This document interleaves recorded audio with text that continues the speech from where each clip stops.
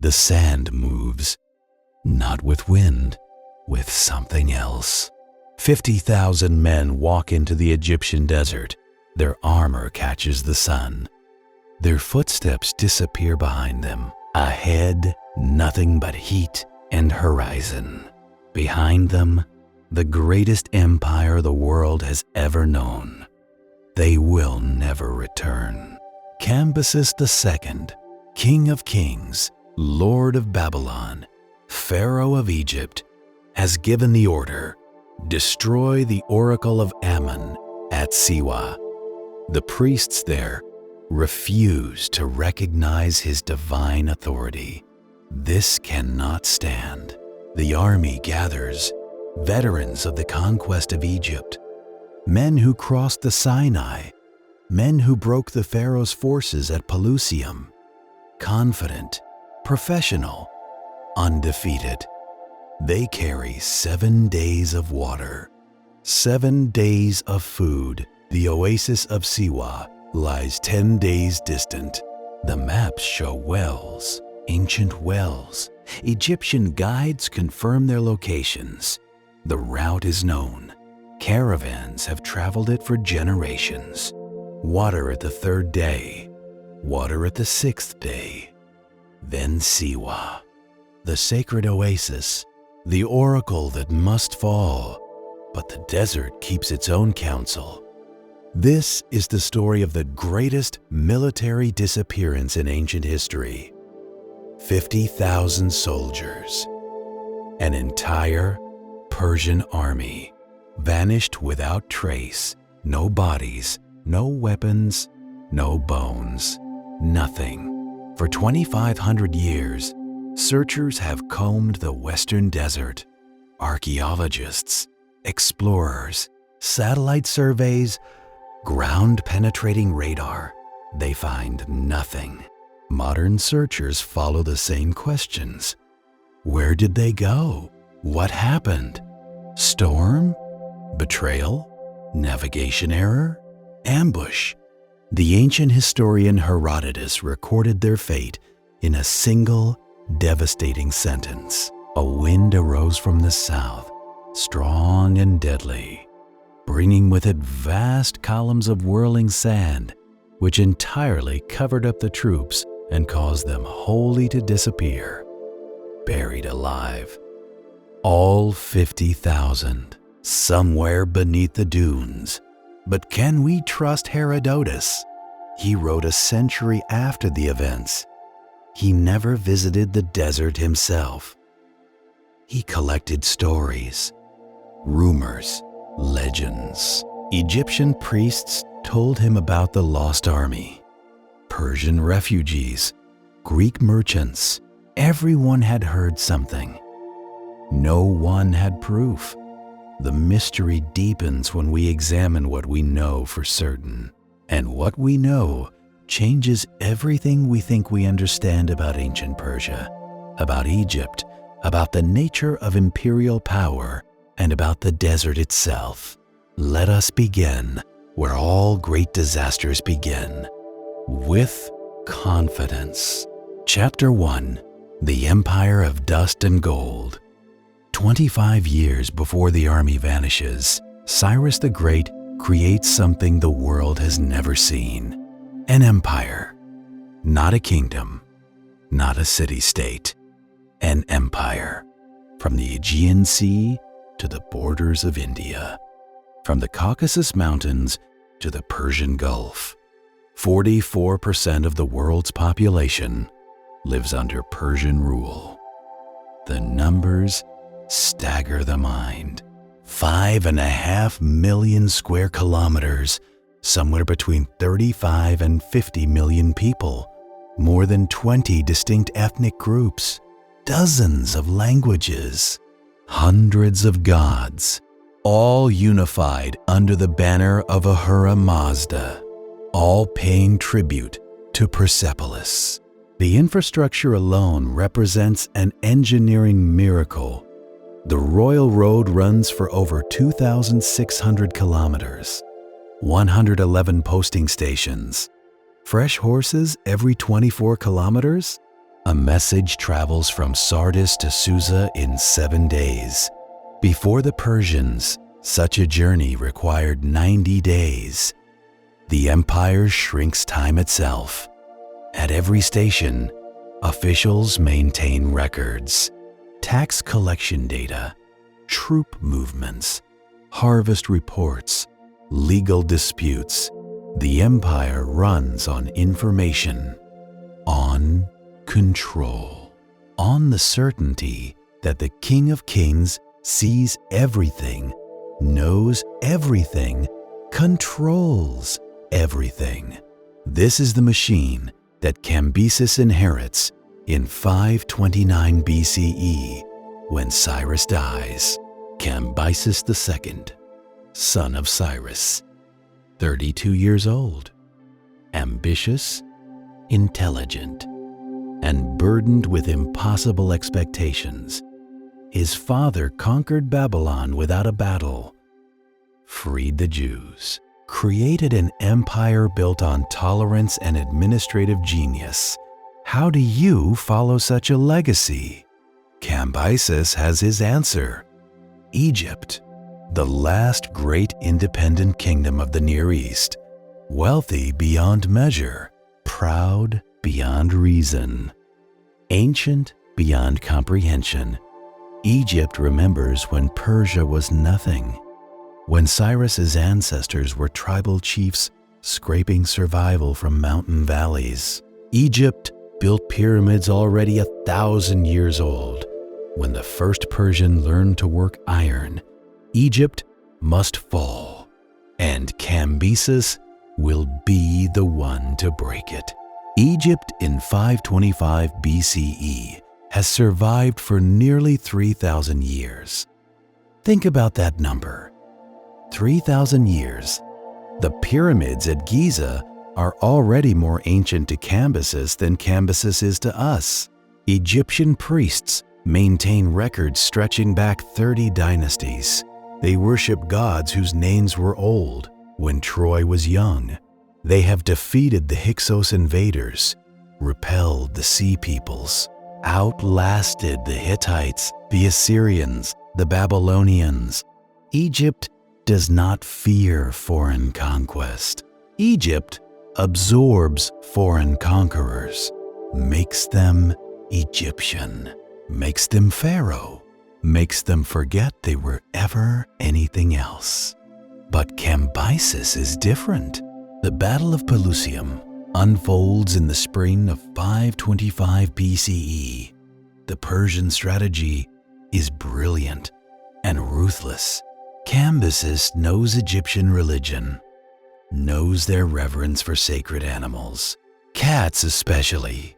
To kill a cat in Egypt means death, even accidentally. The Egyptians worship Bastet, the cat goddess, protector. Mother Cambyses orders his soldiers to carry cats, to drive sacred animals before the army. Cattle, ibises, dogs, anything the Egyptians consider holy. The Egyptian archers cannot shoot, will not shoot. They watch their own destruction approach behind a living shield of animals they dare not harm. The Pharaoh's army breaks. Memphis falls within days. Cambyses becomes Pharaoh, lord of the two lands. But Egypt is not broken, not really. The priests remain, the old gods remain, the temples remain. And in the desert, far from the Nile, the Oracle of Ammon remains. Siwa, 400 kilometers west of the Nile, 10 days' journey into nothing, an island of green in an ocean of sand.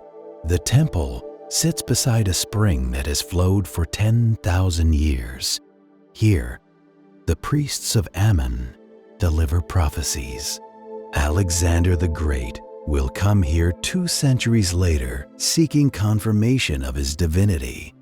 The oracle will give it to him. But in 525 BCE, the oracle refuses Cambyses. The priests send word to Memphis. They will not recognize the Persian as legitimate pharaoh. They will not acknowledge his divine authority. Cambyses has conquered Egypt's armies. He has not conquered Egypt's gods. As long as Siwa stands, as long as the oracle speaks, Egypt remembers it is Egypt, not Persia. This cannot stand. Cambyses gives the order: destroy the temple, destroy the oracle, destroy even the memory of resistance.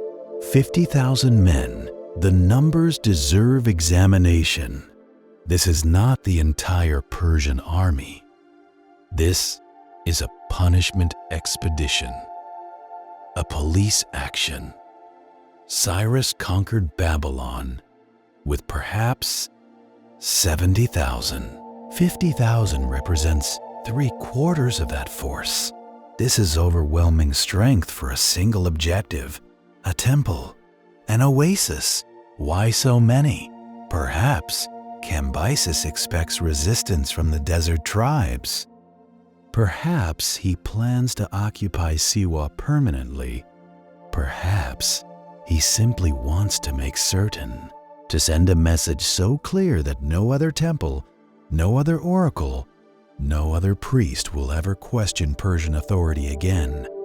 The expedition includes specialists, cavalry for scouting, archers for siege, engineers for demolition, scribes to record the oracle's destruction, even priests, Persian priests, to reconsecrate the site to Ahura Mazda after the Egyptian gods are cast down. They carry sophisticated equipment, bronze tools, surveying instruments. The Persians are not barbarians.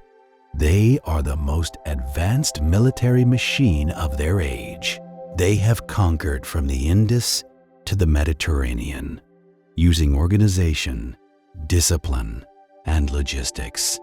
They know how to supply an army, how to find water, how to navigate. They have Egyptian guides, men who know the desert, who have traveled to Siwa before, who know where the wells lie. The guides warn them. The desert this time of year can be treacherous.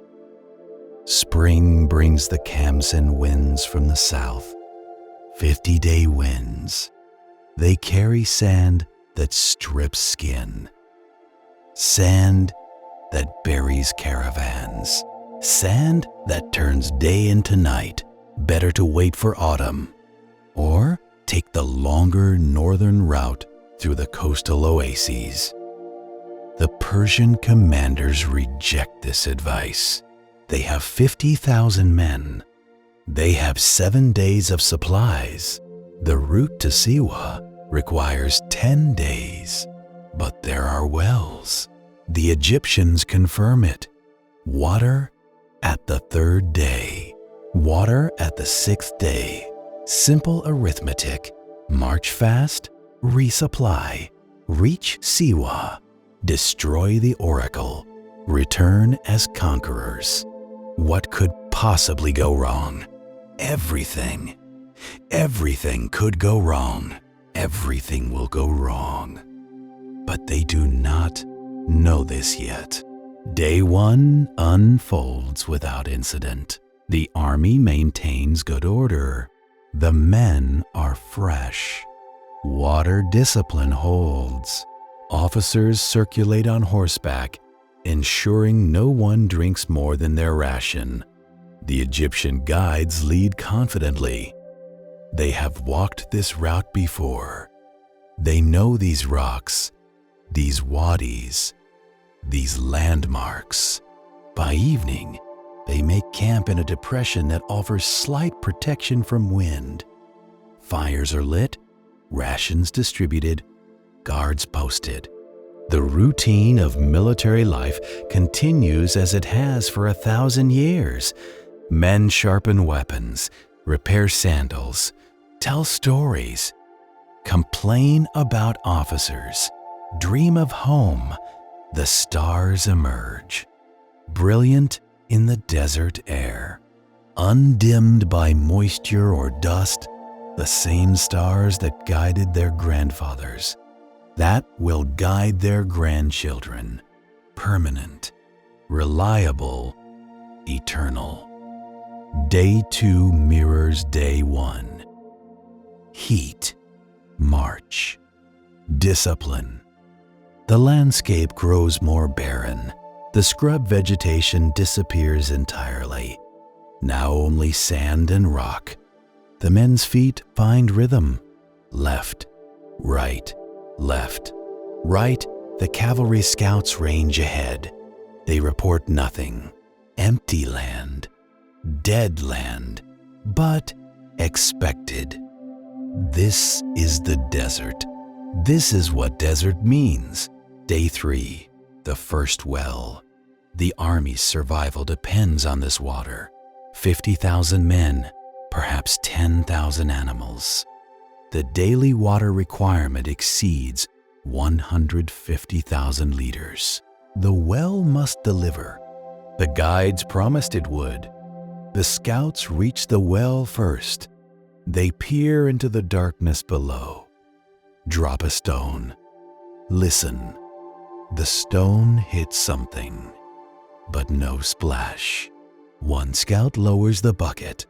The rope feeds down, down, down. 20 meters, 30, 40. The bucket touches bottom. He hauls it up. The others watch. The rope grows taut. The bucket emerges into sunlight, empty, not dry.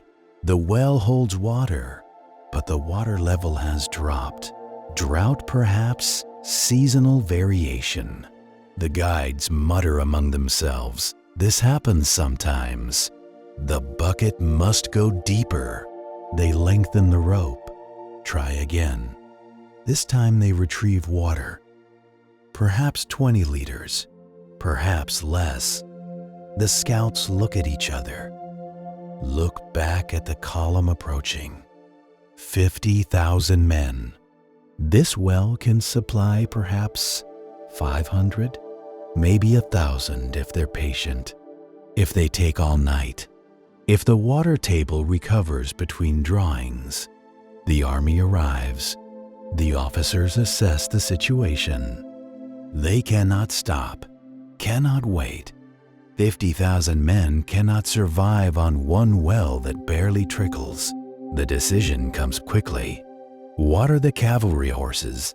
Fill what skins can be filled. Move on. The next well lies 3 days ahead. Supplies remain for 4 days. Adequate. Concerning, but adequate. Night 4 brings wind. Not the gentle evening breeze that cools the desert. This wind has teeth. It comes from the south. The direction the guides fear. The direction of the Khamsin. The 50-day wind. But this is early in the season. Too early. The wind should not come for another month. Should not, but does. The sand moves differently now. Not settling. Rising. The men pull their cloaks tighter, wrap fabric across their faces. The fires struggle to stay lit. Those that succeed burn with sand in the flames, creating strange crackling sounds, sparks that die instantly in the wind. The Egyptian guides gather apart from the main camp. They speak in low voices, make calculations, draw in the sand and watch the wind erase their marks. Their faces show something the Persians have not seen before. Fear, deep fear, the kind that comes from knowledge. They approach the commanders. The wind is wrong. The season is wrong. They should turn back, return to the Nile. This wind can last for days, for weeks. In 72 hours, it can bury a city. The Persian officers refuse. They are 4 days from the Nile, 6 days from Siwa. Equal distance, equal risk. And they have orders. Destroy the oracle. They will not turn back because of wind. The Persian army does not retreat from weather. The guides say nothing more, but their eyes speak volumes. Chapter 2. The wind rises. Day 5 dawns wrong. The sun rises red, not the warm red of normal sunrise. This red speaks of dust, of sand suspended in atmosphere, of air that has become half solid. The wind that troubled the night has not died with dawn. It has strengthened. Visibility drops to perhaps 100 meters, then 50. The officers order the army to march in closer formation. No, one can afford to become separated. The cavalry scouts cannot range ahead. They would vanish. The guides navigate by instinct now, by counting paces, by reading sand formations invisible to Persian eyes.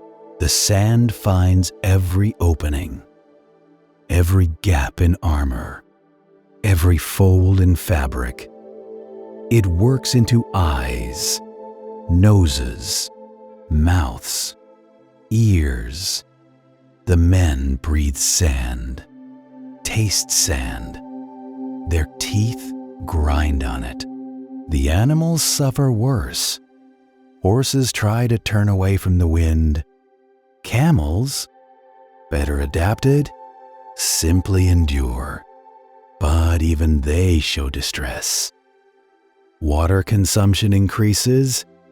The sand dries mouths, parches throats, makes every breath an effort.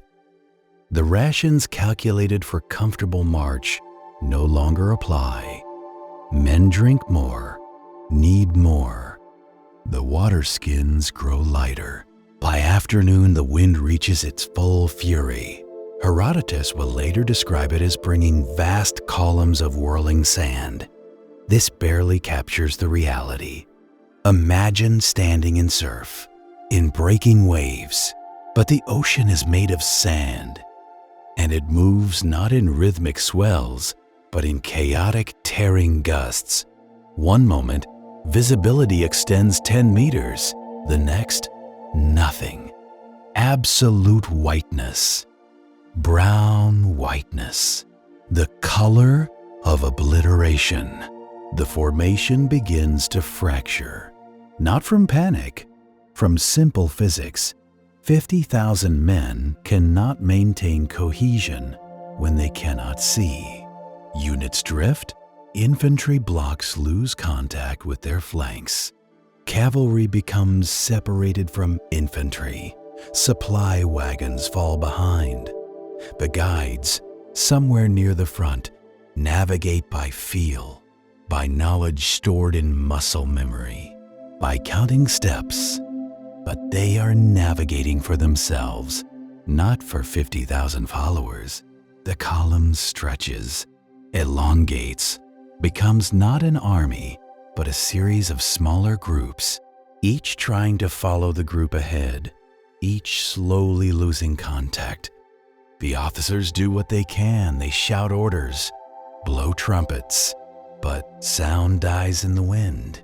Brass horns that can carry for kilometers in clear air barely project 5 meters in this maelstrom. The army fragments not from failure of discipline, but from failure of communication. Some units stop.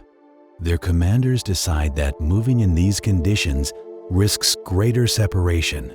Better to shelter in place. Let the storm pass. Regroup afterward. This is reasonable. This is logical. This is what saves them, or dooms them.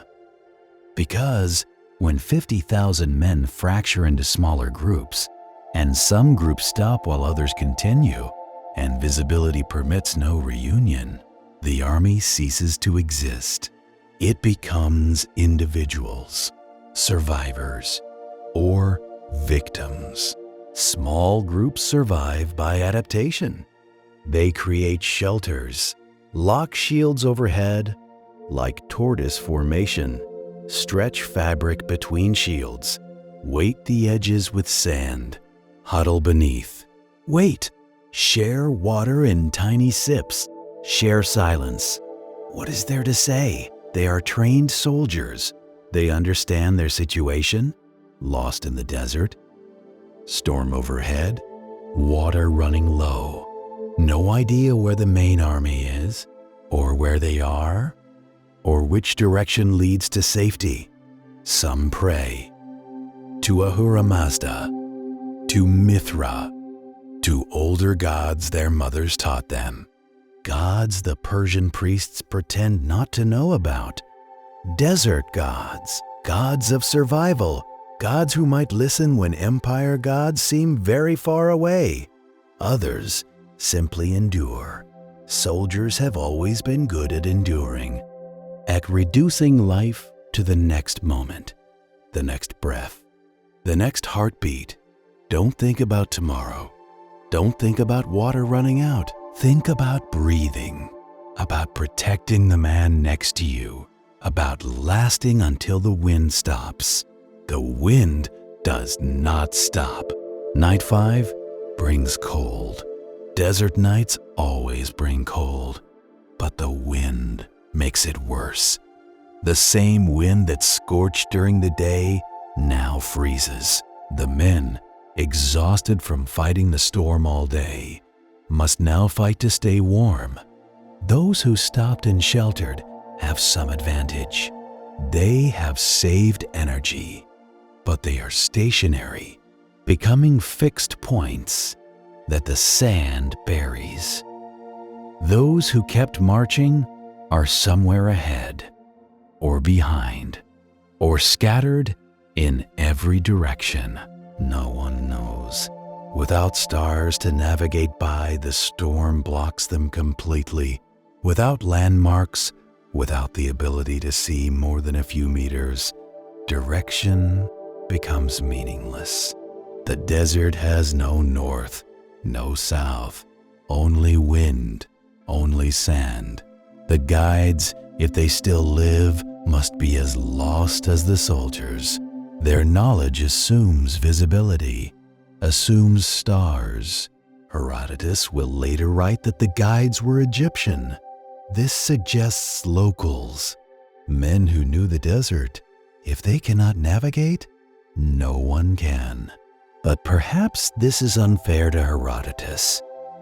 Perhaps he never claimed the guides knew this route. Perhaps the Egyptian priests who told him the story simply said they had guides. Perhaps those guides knew the northern route, the coastal route, the safer route. Perhaps they warned against this central crossing. Perhaps they were overruled. We will never know.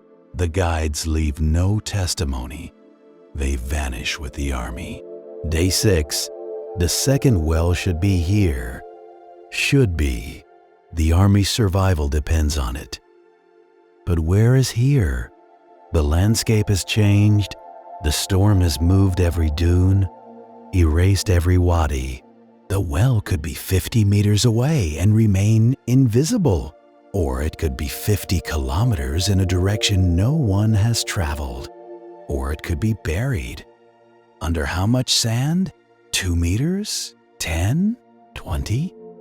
Those groups that still maintain cohesion attempt to search. They send out scouts, men who walk into the storm and hope to return. Some do, most do not. They walk into the brown whiteness and simply disappear, swallowed, not by sand, not yet, by distance, by directionlessness. By the simple impossibility of finding anything in these conditions, one scout, perhaps luckier than the rest, stumbles across another group. Not his group, a different unit. 20 men sheltering behind their shields. He joins them. They share water, a few sips each. The skins are almost empty. Tomorrow, maybe the day after, the water ends. Then what? Then thirst, then madness, then death.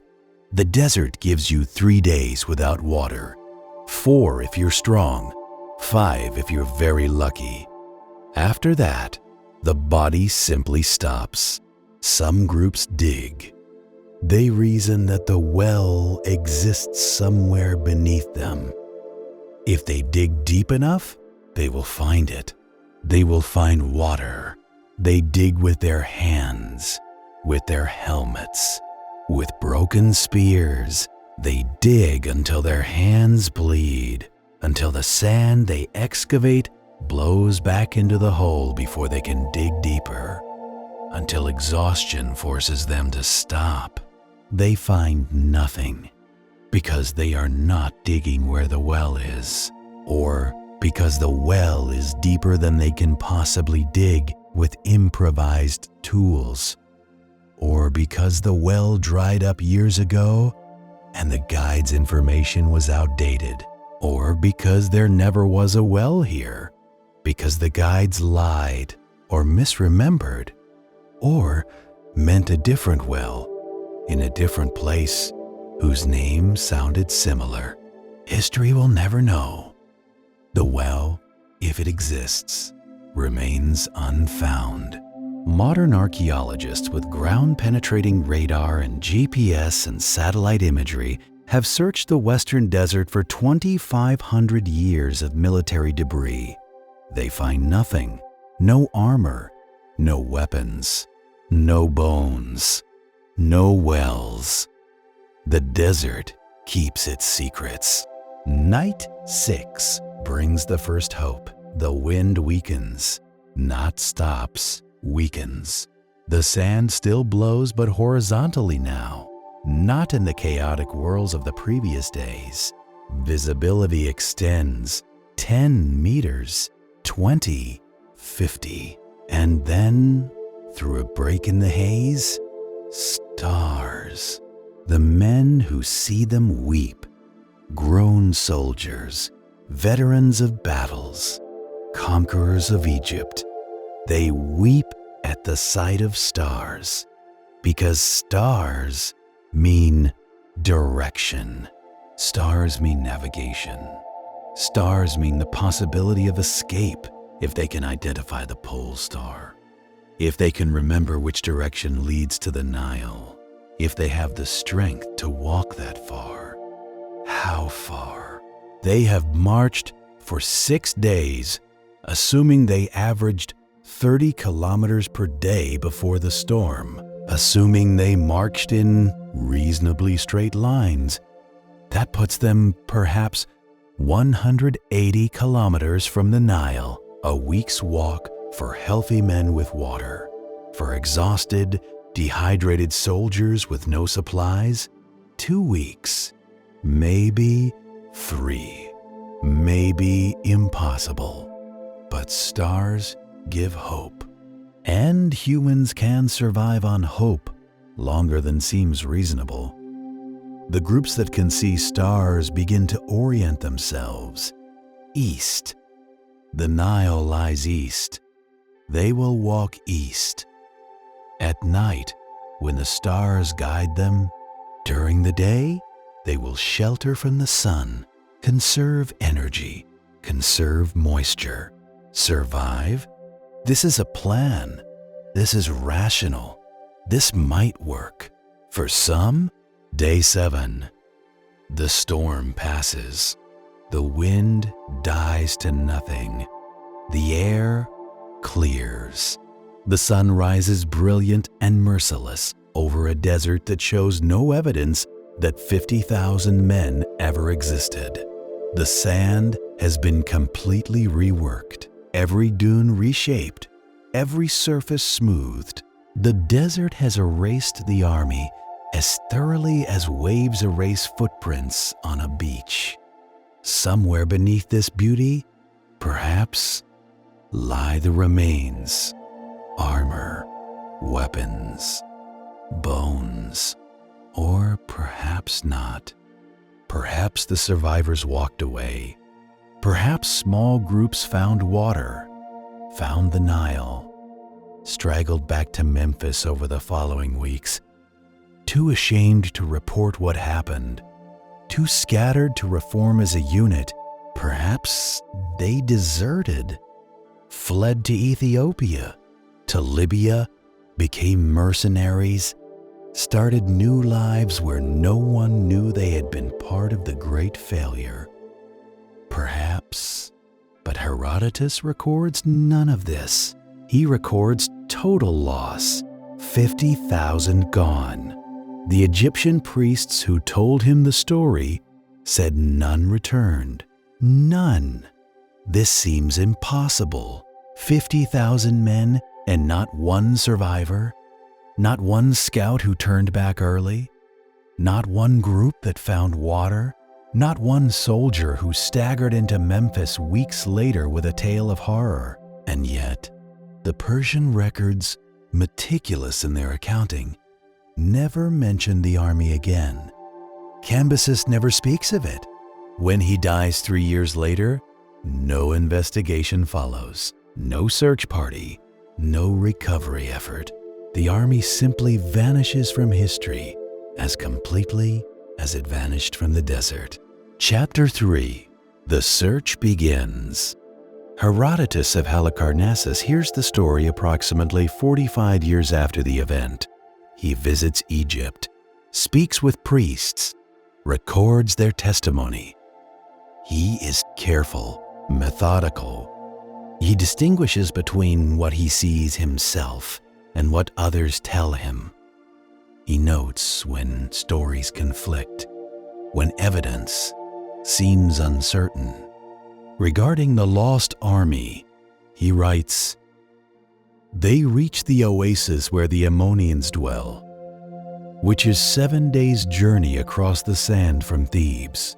After this, nothing more is known of them, except what the Ammonians themselves report. They say that the Persians left their oasis headed for Ammon and were about midway between that place and themselves when a violent south wind arose which buried them in the sand. 7 days from Thebes, midway to Ammon, a south wind, buried in sand. This is all we have. This is the foundation of 2,500 years of searching. 39 words in ancient Greek. Upon these words, countless expeditions will launch. Reputations will be made and broken. Fortunes will be spent, and the desert will yield nothing. The Victorian Age brings new interest. Egypt becomes fashionable. Napoleon's expedition. The discovery of the Rosetta Stone. Suddenly, every educated European wants to unlock Egypt's secrets.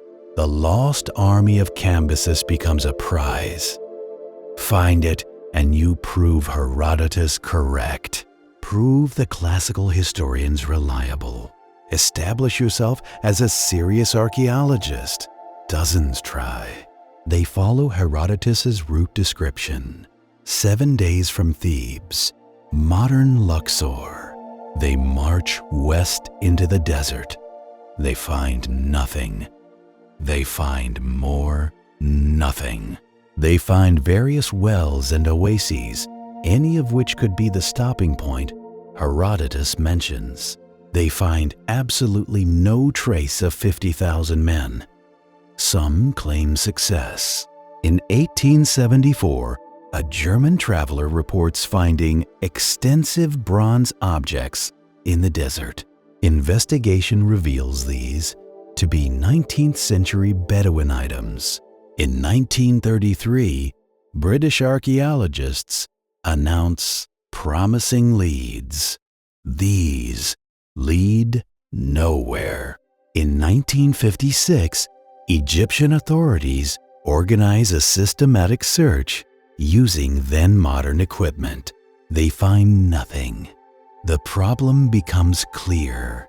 The Western Desert is unimaginably vast, approximately 680,000 square kilometers, roughly the size of Texas. Now imagine searching every square meter of Texas for scattered military equipment buried under sand. Equipment that has had 2,500 years to disperse, to corrode, to be buried deeper, to be found and looted by passing Bedouins who left no record. The task is impossible, but it continues. The 21st century brings new tools: ground-penetrating radar, satellite imaging, multispectral analysis, magnetometry. Modern archaeologists can see beneath the sand without digging, can identify metal deposits from orbit, can analyze ancient caravan routes using computer modeling. In 2000, Italian archaeologists Angelo and Alfredo Castiglione announce they have found the lost army. They claim to have discovered ancient Persian artifacts in the Siwa corridor, bronze weapons, bits of jewelry, human remains. The announcement makes international headlines. Finally, after 2,500 years, vindication for Herodotus. Except the Egyptian authorities investigate. Other archaeologists examine the findings. The artifacts prove difficult to date precisely. The human remains yield no DNA, too degraded by time and conditions. The location fits one interpretation of Herodotus' account, but contradicts others. The evidence is suggestive, interesting, not conclusive. More expeditions follow. In 2009, 2012, 2015, each uses more sophisticated technology. Each finds tantalizing hints: pottery shards, metal fragments, stone tools. None definitively Persian. None definitively from 525 BCE. None in quantities suggesting an army of 50,000. The latest techniques involve isotope analysis. Every metal contains trace elements that reveal where it was mined. Every bone contains isotopes that show what the person ate, where they lived, when they died. Modern science can extract enormous information from tiny samples, can date material to within decades, can determine whether bronze came from Persian foundries or Egyptian. But this requires finding material first, and the desert yields nothing, or nearly nothing. A few bronze fragments, a few pottery pieces, a few bones that might be human, or might be camel, or might be anything. Not enough. Never enough. Why? Several theories exist. First, the obvious. The army never existed.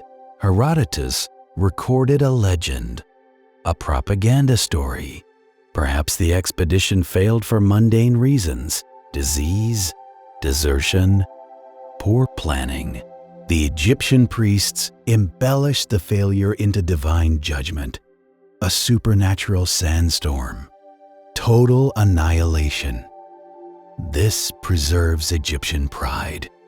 The foreigners did not simply fail, they were destroyed by the gods. But Persian records confirm Cambyses sent an expedition toward Siwa. Something happened, something significant enough that Persia never attempted the route again. The Oracle at Siwa remained untouched. This suggests real disaster, not mere failure. Second theory, the army was found by Bedouin scavengers within days or weeks of the disaster. 50,000 men carry valuable equipment. Bronze armor alone represents enormous wealth. Weapons, tools, personal items. The Bedouin tribes who roamed the western desert would have scoured any disaster site. They would have taken everything portable, everything valuable, leaving only bones. And bones do not last long in the desert. The sand buries them. The wind uncovers them. Animals scatter them. The alkaline soil dissolves them.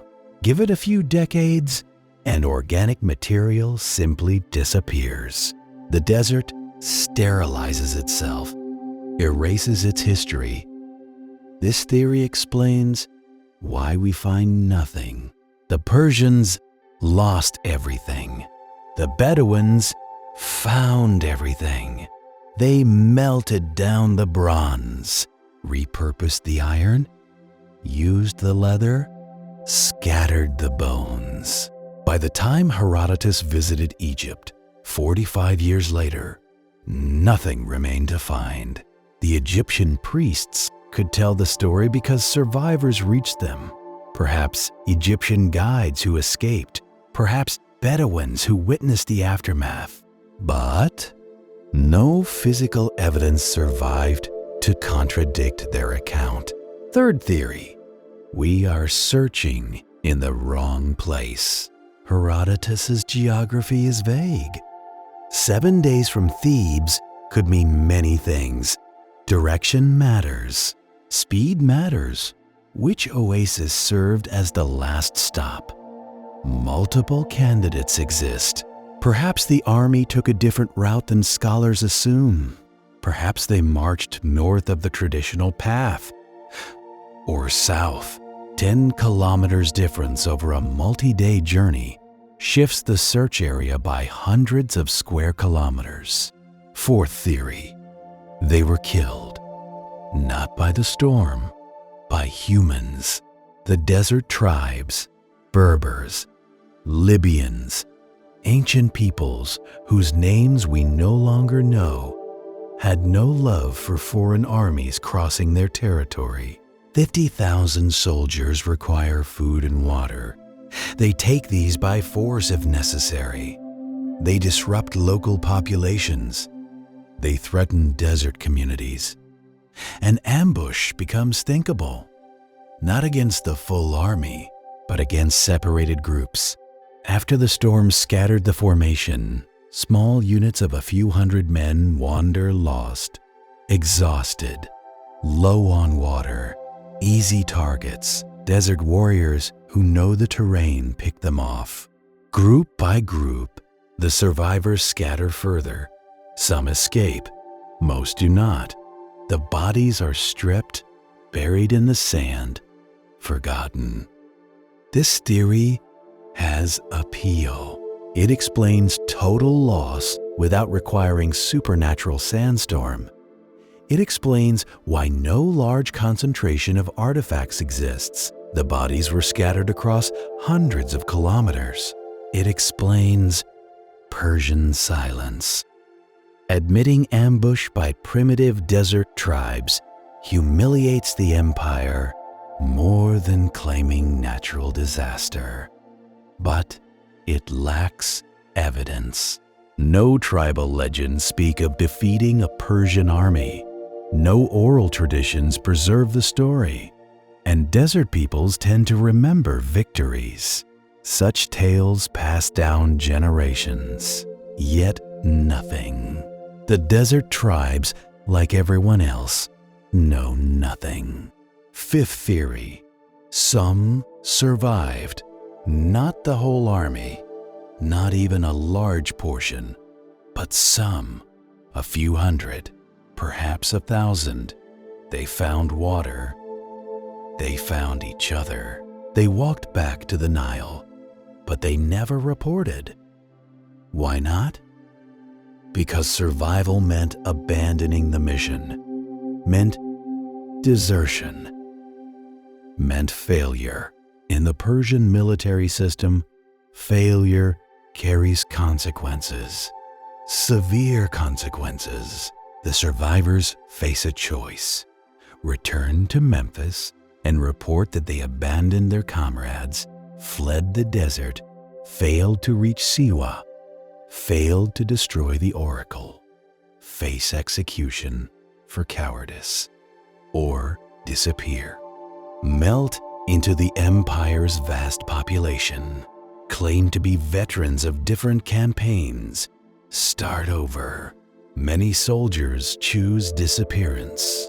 Throughout history, defeated armies dissolve. Men go home by circuitous routes, change their names, their stories. A Persian veteran could find work anywhere in the empire. Mercenary companies do not ask too many questions. Neither do merchants needing guards. Neither do frontier garrisons, always understaffed and underfunded. This theory explains the silence. The survivors had strong incentive to remain silent. And without survivors talking, without physical evidence, the story becomes legend, becomes myth, becomes the tale Herodotus records. They all died, every one, swallowed by the desert, destroyed by divine wind. A clean story, a complete story, a story that explains everything, while revealing nothing. Cambyses dies in 522 BCE. 3 years after the army vanishes, the circumstances are suspicious.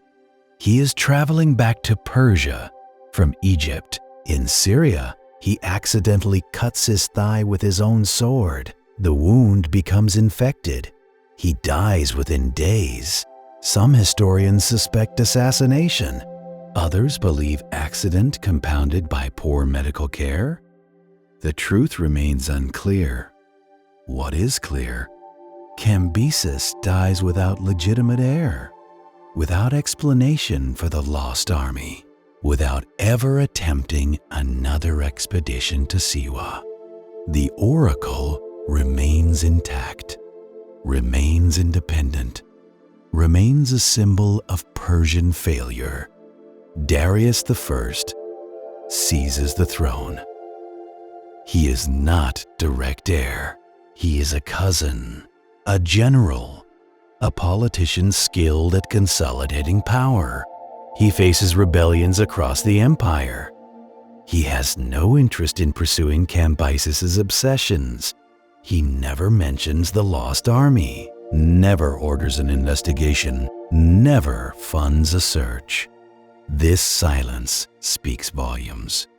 50,000 soldiers represent enormous investment, enormous loss. A prudent ruler investigates, recovers what can be recovered, learns lessons, prevents repetition. Darius does none of this. Why? Perhaps because investigation reveals uncomfortable truths. Perhaps because the disaster was worse than sandstorm. Perhaps because survivors told stories that could not be made public. Or perhaps Darius simply had more pressing concerns. 2 centuries pass. Alexander the Great conquers Egypt. He too marches to Siwa. He too seeks the oracle's confirmation. But Alexander succeeds where Cambyses failed. He reaches Siwa, consults the oracle, receives acknowledgement as pharaoh, as son of Ammon, as divinity incarnate. What was different? Alexander traveled in autumn, not spring. He brought smaller force, perhaps 200 men, not 50,000. He hired expert guides. He waited for favorable conditions. He treated the journey as pilgrimage, not invasion. The oracle welcomed him. Or perhaps Alexander simply had better luck. Perhaps the storms that buried Cambyses' army missed Alexander by weeks, by days, by hours. The desert is capricious. It kills one army and spares another for no reason that makes sense to humans. Weather does not care about empires, about destinies, about history. But Alexander's success does something important. It proves the route exists, proves Siwa can be reached, proves Cambyses' objective was achievable. This matters for historians. It means the Persian army did not fail because the task was impossible. They failed because of specific circumstances, specific bad fortune. The priests at Siwa remember Cambyses. They remember the threat. They remember the army that never arrived. When Herodotus visits 45 years after the disappearance, the priests tell him the story. They describe the Persian intention, the march, the storm, the total loss. They speak with certainty, with detail, with satisfaction. We must ask, how do they know? They were at Siwa. The army never reached them. Who told them what happened? Egyptian guides who escaped, Bedouin witnesses, rumors that filtered back through desert trading networks. The priests do not say. Herodotus does not ask. This is the fundamental problem with the story. Our only source is Herodotus, and Herodotus's only source is Egyptian priests who had strong motivation to embellish, to transform Persian military failure into divine judgment, to claim that the gods protected Siwa, protected Egypt, destroyed the foreign invaders without human intervention required. Does this mean the story is false? Not necessarily. It means we must be skeptical, careful, willing to say, we do not know more often than we say, this is what happened. Chapter 4. The Desert's Testimony. Modern satellite technology can see things invisible to humans. On the ground, multispectral imaging detects variations in sand composition. Ground-penetrating radar from orbit identifies subsurface structures. Computer analysis spots patterns humans miss. If 50,000 soldiers died in one location, they left a signature. Bodies concentrate organic material. Metal concentrates minerals. Bone creates alkaline patches. Disturbed ground settles differently than undisturbed sand. Researchers have analyzed every square kilometer of the western desert accessible to Cambyses' army. They have identified every oasis, every well, every possible route.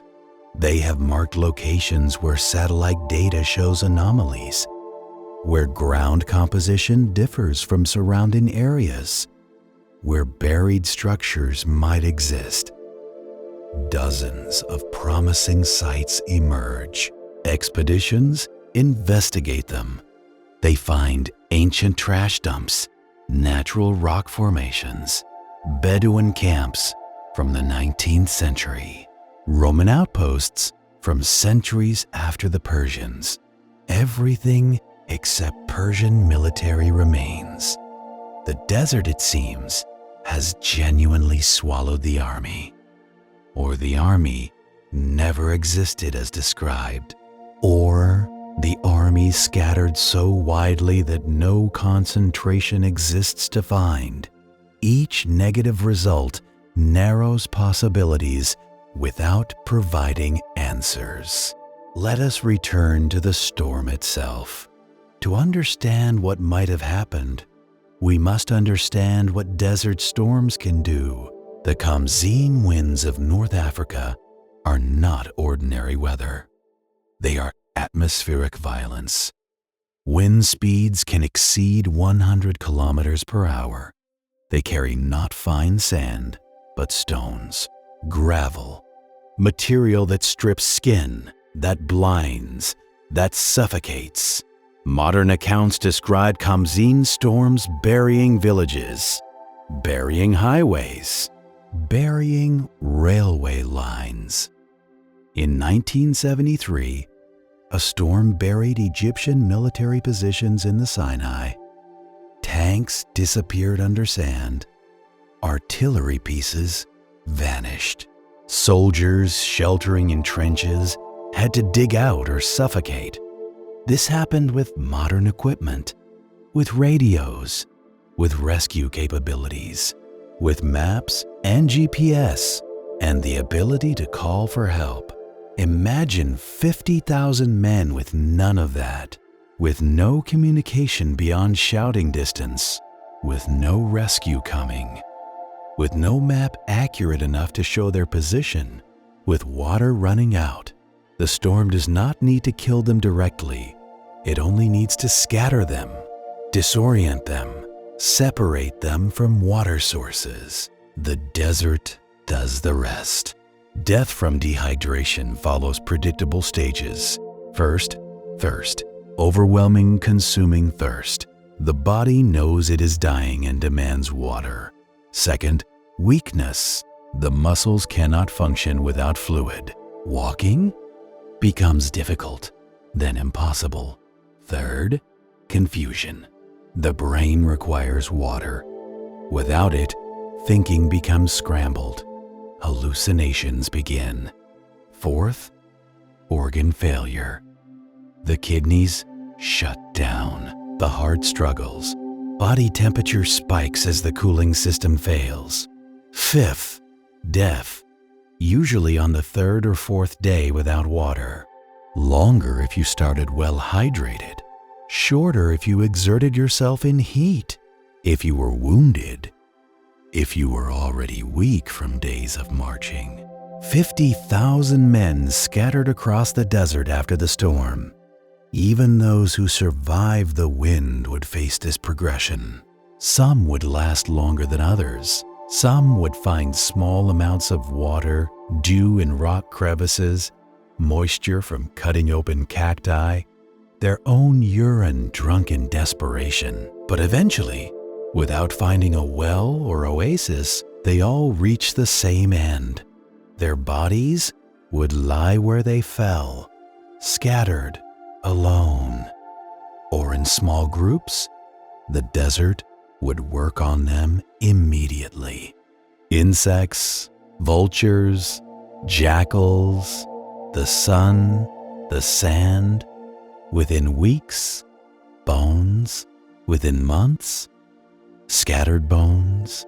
Within years, bones buried by shifting dunes. Within decades, bones dissolved by alkaline sand. Within centuries, nothing. Every few years, someone finds bones in the western desert. Human bones, ancient bones. Each discovery renews hope. Could these be Cambyses' soldiers? Dating technology can narrow the timeline. These bones are from the 6th century BCE, the 5th century, the 4th century, right period, right area, maybe. But attribution requires more than dating. The desert has seen thousands of years of human traffic, caravan routes, trading expeditions, military campaigns from multiple empires, Bedouin migrations, religious pilgrimages, Egyptian expeditions, Greek explorers, Roman patrols, Arab conquests, Napoleon's soldiers, British colonials. Each left bones. How do you distinguish Persian soldiers from all these others? Cultural markers help. Persians buried their dead differently than Egyptians, used different materials, different grave goods, But storm victims would not have been buried at all. Their bodies would have been left where they fell. No grave goods, no burial ritual, no cultural markers. DNA analysis might help if we had comparative Persian DNA from the same period. We do not. The Achaemenid Persian genome is poorly documented. Even if we found bones definitively from the 6th century BCE, definitively male, definitively showing death by dehydration, we could not prove they were Cambyses' soldiers rather than some other unfortunate travelers. There exists another possibility, one that historians rarely discuss because it lacks evidence but also lacks refutation. Perhaps they reached Siwa. Perhaps 30,000 died in the storm. Perhaps 20,000 survived. Perhaps 15,000 straggled into the oasis over days and weeks, exhausted, depleted, but alive and sufficient to accomplish the mission. Perhaps they destroyed the oracle, burned the temple, killed the priests, desecrated the sacred spring, achieved Cambyses' objective, and then faced a new problem: how to get home. 15,000 exhausted men, minimal supplies. The route back to the Nile crosses the same desert that killed their companions. The guides, if any survived, might refuse to lead them, might disappear into the oasis population, might join with locals to resist. What happens then? Perhaps the survivors try to return. Perhaps most die on the journey back. Perhaps a few thousand reach the Nile. Perhaps they arrive scattered, broken, unable to report success because they bring no proof, no prisoners, no oracle to display, just their word that they destroyed a temple 400 kilometers into the desert where no one can verify. Would Cambyses believe them? Would Persian officials? Or would they be dismissed as deserters, telling convenient lies? This scenario explains several mysteries. It explains why the oracle at Siwa was rebuilt. Archaeological evidence shows the temple underwent major reconstruction in the 4th century BCE, before Alexander's visit. What was being rebuilt? Repairs from 2 centuries earlier, from Persian destruction?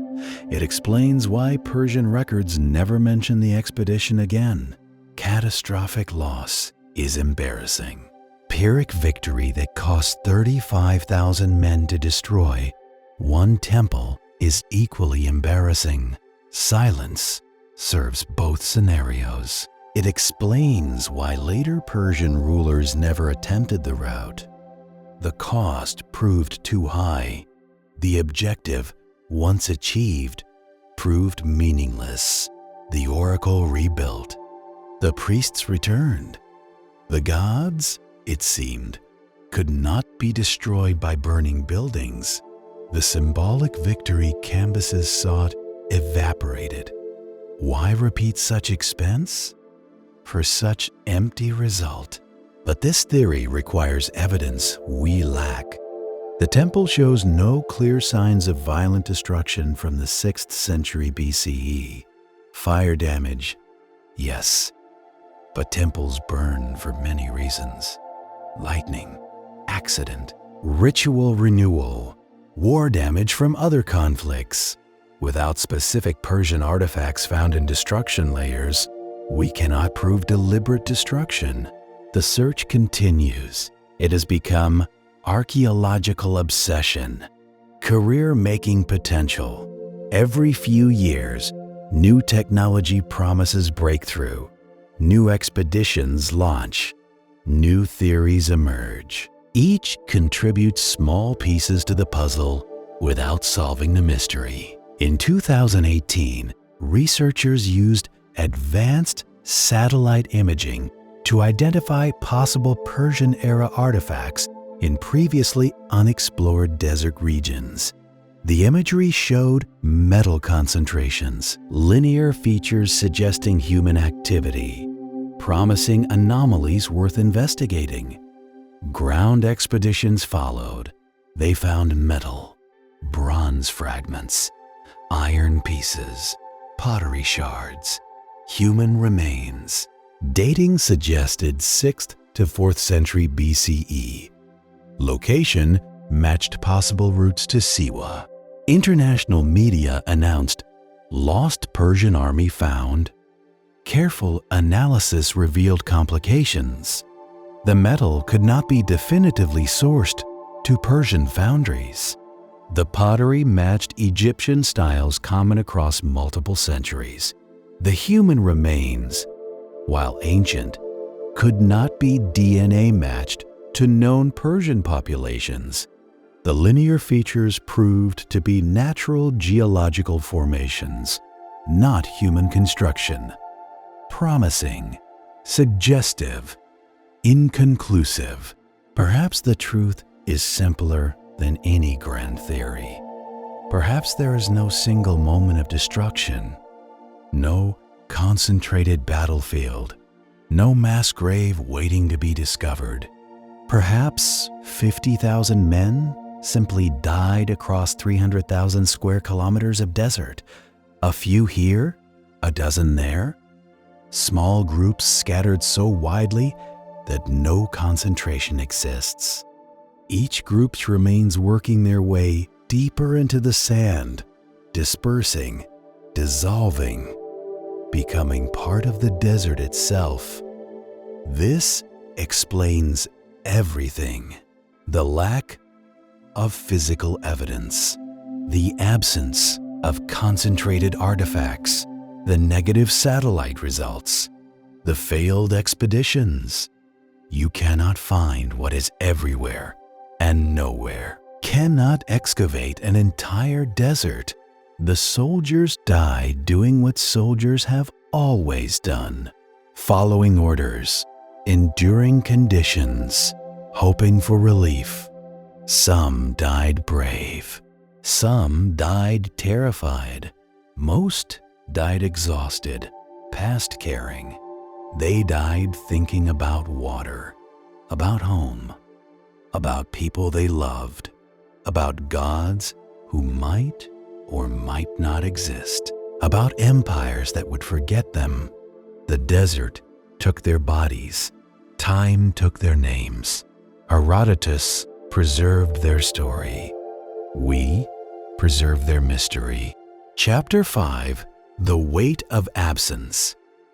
Stand in the western desert today. The silence is complete. The emptiness, absolute. The sand stretches in every direction, perfect and unmarked. 50,000 men walked here.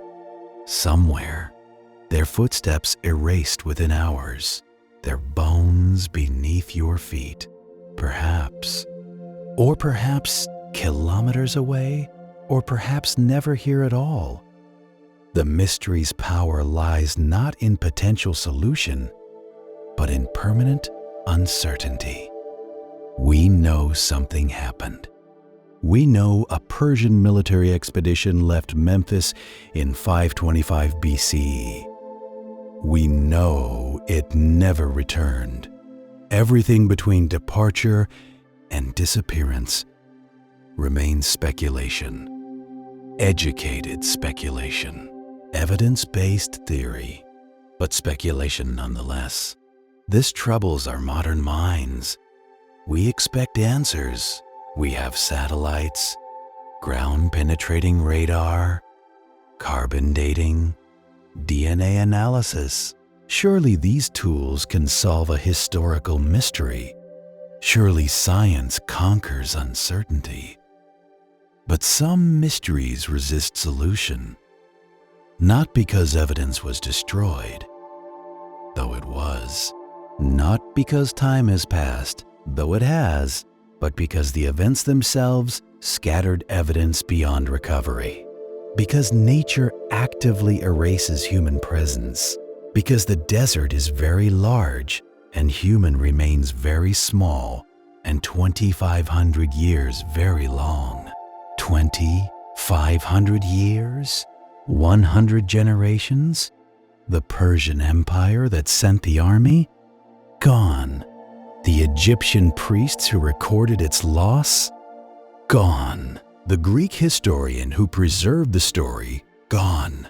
The Roman Empire that later dominated the region?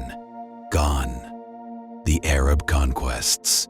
The Ottoman Empire? The British Empire? All come and gone. The desert remains, unchanged in essentials. Still hot, still dry, still capable of killing the unprepared, still keeping secrets. Human history is brief. We build monuments to last forever. They last centuries if we're lucky. We record events in books. The books survive if carefully preserved. We create empires that span continents. They fragment within generations. We think ourselves permanent, significant, memorable. The desert suggests otherwise, suggests that we are temporary, that our greatest achievements are sandcastles, that nature need not actively destroy us, merely wait, merely persist, merely continue being desert while we struggle to be empire. Try to imagine them before they left. 50,000 individuals, each with a name, a family, a story. Most were not Persian. The Achaemenid Empire was multicultural. The army included Medes, Lydians, Babylonians, Egyptians serving new masters, Greeks from Ionian cities, men from 100 different backgrounds, speaking dozens of languages, worshipping various gods. Some were veterans, men who had fought at Pelusium, who helped conquer Egypt, who knew desert warfare, who felt confident in Persian logistics, in Persian leadership, in their own abilities. Others were new recruits, young men seeking glory, adventure, pay, a way out of poverty, a way to prove themselves. They joined the army because it offered opportunity, because their fathers served, because empire always needs soldiers. Some had wives, children, parents depending on military pay. Some had sweethearts they promised to return to. Some had debts they hoped military service would cover. Some had dreams of promotion, of veterans' benefits, of buying land after service ended. They were human. They joked, complained, made friends, formed bonds, looked after each other. They were not statistics, not historical abstractions, not 50,000 soldiers.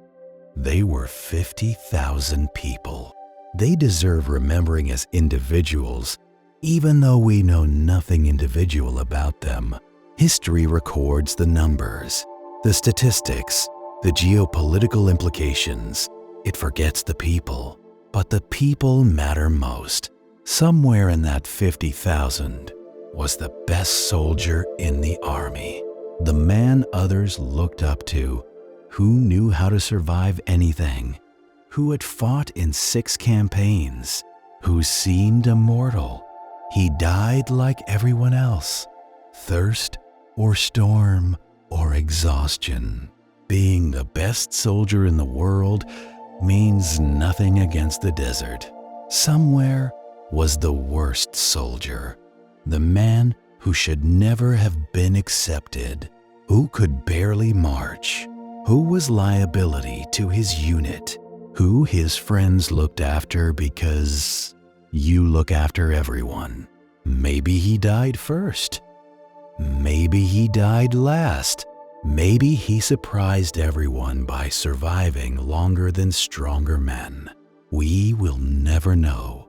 Somewhere was a poet, a man who could have been Homer, who told stories around campfires that made men laugh. Cry, remember home. Who might have written the great epic of the Persian Empire if he had survived? His stories died with him, unrecorded, lost completely. Somewhere was a coward, a man who panicked during the storm, who drank all his water the first day, who abandoned his unit to save himself, who died anyway, alone and terrified. History judges him no differently than the hero. Somewhere was a father of 6 children who never saw him again. A son whose father searched the rest of his life for news. A husband whose wife waited years before accepting widowhood. 50,000 men means hundreds of thousands of people affected. Families destroyed, futures canceled, lives derailed. Every few years, archaeologists find something: a bronze fitting, a pottery fragment, a corroded iron blade. Age appropriate, location plausible, origin uncertain. Each small find renews hope and proves nothing. The archaeologist who finds it feels the weight of possibility. Could this be from Cambyses' army? Could this ordinary object connect directly to one of history's great mysteries?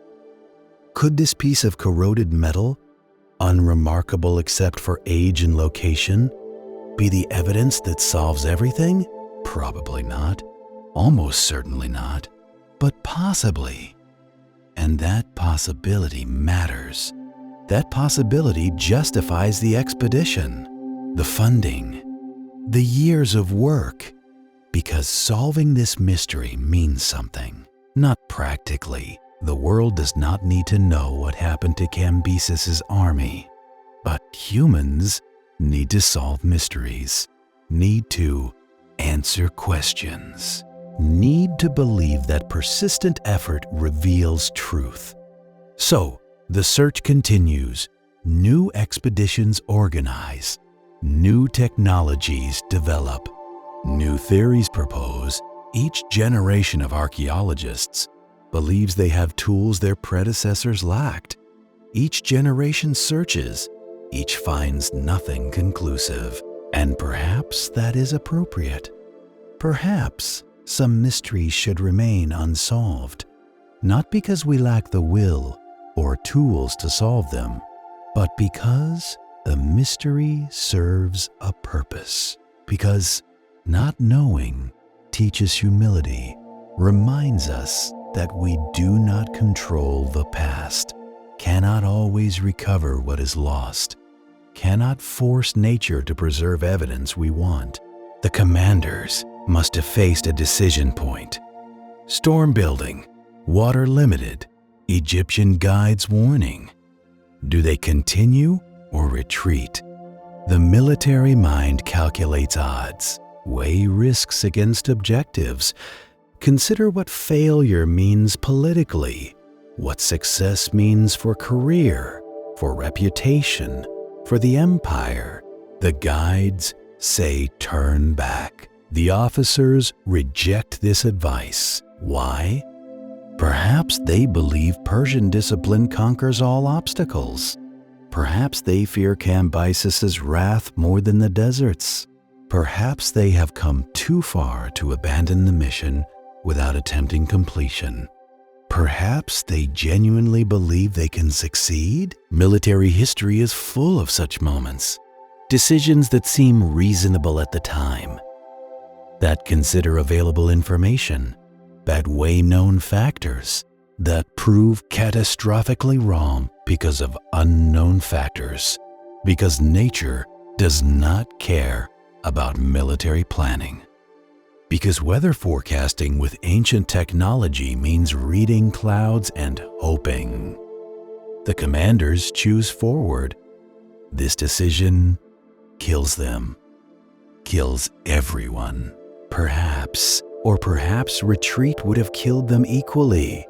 Perhaps The storm caught both routes. Perhaps there was no right choice, only bad options and worse options. We judge them from safety, from hindsight, from knowing the outcome. But they made their decision in uncertainty, in darkness, with incomplete information, like every commander in every war. Some choices work out, some do not. The desert erased the difference. The first deaths likely came from exhaustion, from men whose bodies simply could not continue, who had fought the storm for hours, for days, whose muscles had no strength left, whose hearts could not pump blood through sand-filled lungs, who stopped because stopping was easier than continuing, who sat down meaning to rest for a moment, who never stood again. Their companions faced terrible choices. Stay with the fallen and risk death yourself, or leave them and live with that memory forever. Military training teaches unit cohesion. Leave no one behind. But military training assumes normal conditions, assumes you can carry the wounded, assumes rescue is possible. The storm made rescue impossible, made carrying anyone a death sentence. For the carrier, so they left them, had to leave them, covered them with cloaks if possible, said prayers if breath permitted, moved on carrying guilt heavier than any abandoned equipment. Some probably looked back, tried to mark the location in their minds, promised to return when the storm passed, knowing they probably would not, could not, that their friend was already becoming part of the desert. Others did not look back, could not afford to. Survival requires forward focus, requires forgetting what cannot be changed, requires reducing existence to the next step, the next breath, the next moment. Sentiment becomes luxury. Grief becomes later. Now is only movement. Some survived through luck, found rock formations that offered shelter, found wadis deep enough to escape the worst wind, found each other in the chaos and combined strength. These small groups, 10 men, 20, maybe 50, represented the difference between death and possible survival. They shared everything, water rationed to single sips, body warmth shared through physical contact that would have seemed strange in normal circumstances, but became necessary for survival. Stories told to maintain morale, to remember that they were human, that they had lives beyond this moment, that somewhere people waited for their return. Some told jokes, laughed in defiance of circumstances. Humans do this. Find humor in darkness. Make light of horror. It is coping mechanism, survival strategy, way of maintaining sanity when reality becomes unbearable. The jokes probably were not very good. Did not matter. Laughing mattered. Proving that death had not won yet mattered. Others prayed to Ahura Mazda, to Mithra, to personal gods, to the desert itself, to anything that might listen. Promised offerings if they survived, promised changed lives, promised devotion.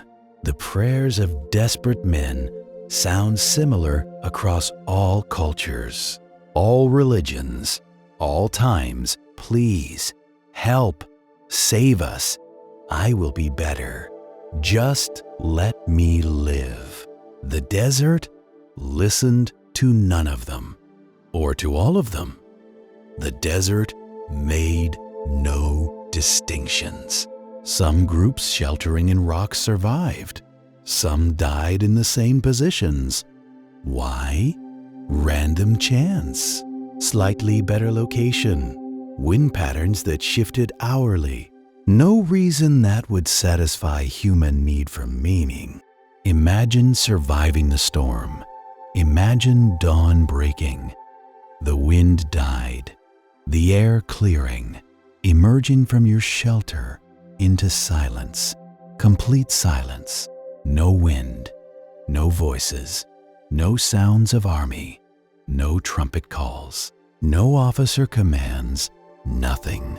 Just you or your small group and emptiness. The landscape has changed. Every dune moved, every landmark erased. The rocks you used for navigation, buried or relocated. The wadi you followed, filled with sand. The tracks that showed the army's passage, gone as if they never existed. You are not just lost. You are lost in a place that is no longer the same place. The map in your head is useless. You call out. Your voice sounds strange after days of breathing sand. Weak, rough. You call for your unit, your commander, anyone. The desert swallows your voice, returns nothing. You are alone, or your group is alone. Either way, the army is gone. What do? You need water, food, direction. The sun rises in the east. East leads to the Nile. Eventually, how far? You do not know. You have been marching for days in storm conditions. Could be 50 kilometers, could be 200. Your body is already dehydrated, already weakened. Can you walk 50 kilometers without water? Absolutely not. 200? Impossible. But what choice exists? Stay here and die certainly? Walk and die probably. Probability beats certainty. You walk. The journey becomes everything. Walking, stopping, walking. Each step requires decision, requires will. The body wants to stop, wants to lie down, wants to surrender. The mind must override this, must force the body to continue, must maintain the fiction that continuation leads somewhere. You walk during cooler hours if you have the discipline. Dawn to mid-morning, evening to dusk. Rest during peak heat if you can find shade. But shade requires rocks, trees, structures. The desert offers none of these. So you walk because stopping means baking. Moving generates heat, but also progress. You choose progress. Your companions stop talking. Talking requires moisture, requires energy. Better to save both. You walk in silence, each man alone with his thoughts, his thirst, his pain, his fading hope. You stay together because humans do this, because even silent company beats absolute solitude. Because if one of you falls, the others might help, might share a final sip of water that does not exist, might witness the death so it means something. The hallucinations begin on day 2. Day 3. The brain, starved of water, misfires. You see lakes, oases, cities, rivers. You see them clearly. See light reflecting on water. See palm trees swaying. See people waving. Your rational mind knows these are false, knows the desert creates mirages, but your desperate mind argues. Maybe this one is real. Maybe you should walk toward it. Maybe salvation lies just ahead. You walk toward nothing. The mirage retreats as you approach. Always the same distance away, always promising, never delivering. Eventually, you learn to ignore them, or you do not. You chase phantoms until exhaustion takes you. The end comes quietly, not dramatically, not with final speeches or heroic gestures, just stopping. The body has nothing left. The heart cannot pump. The brain cannot think. The person who was a soldier, who was a son, who was a human with dreams and fears and loves, simply stops being. What do you think about in those final moments? Home, probably. Family. The ordinary things you took for granted. Water from a well, shade from a tree, your mother's cooking, your child's laugh.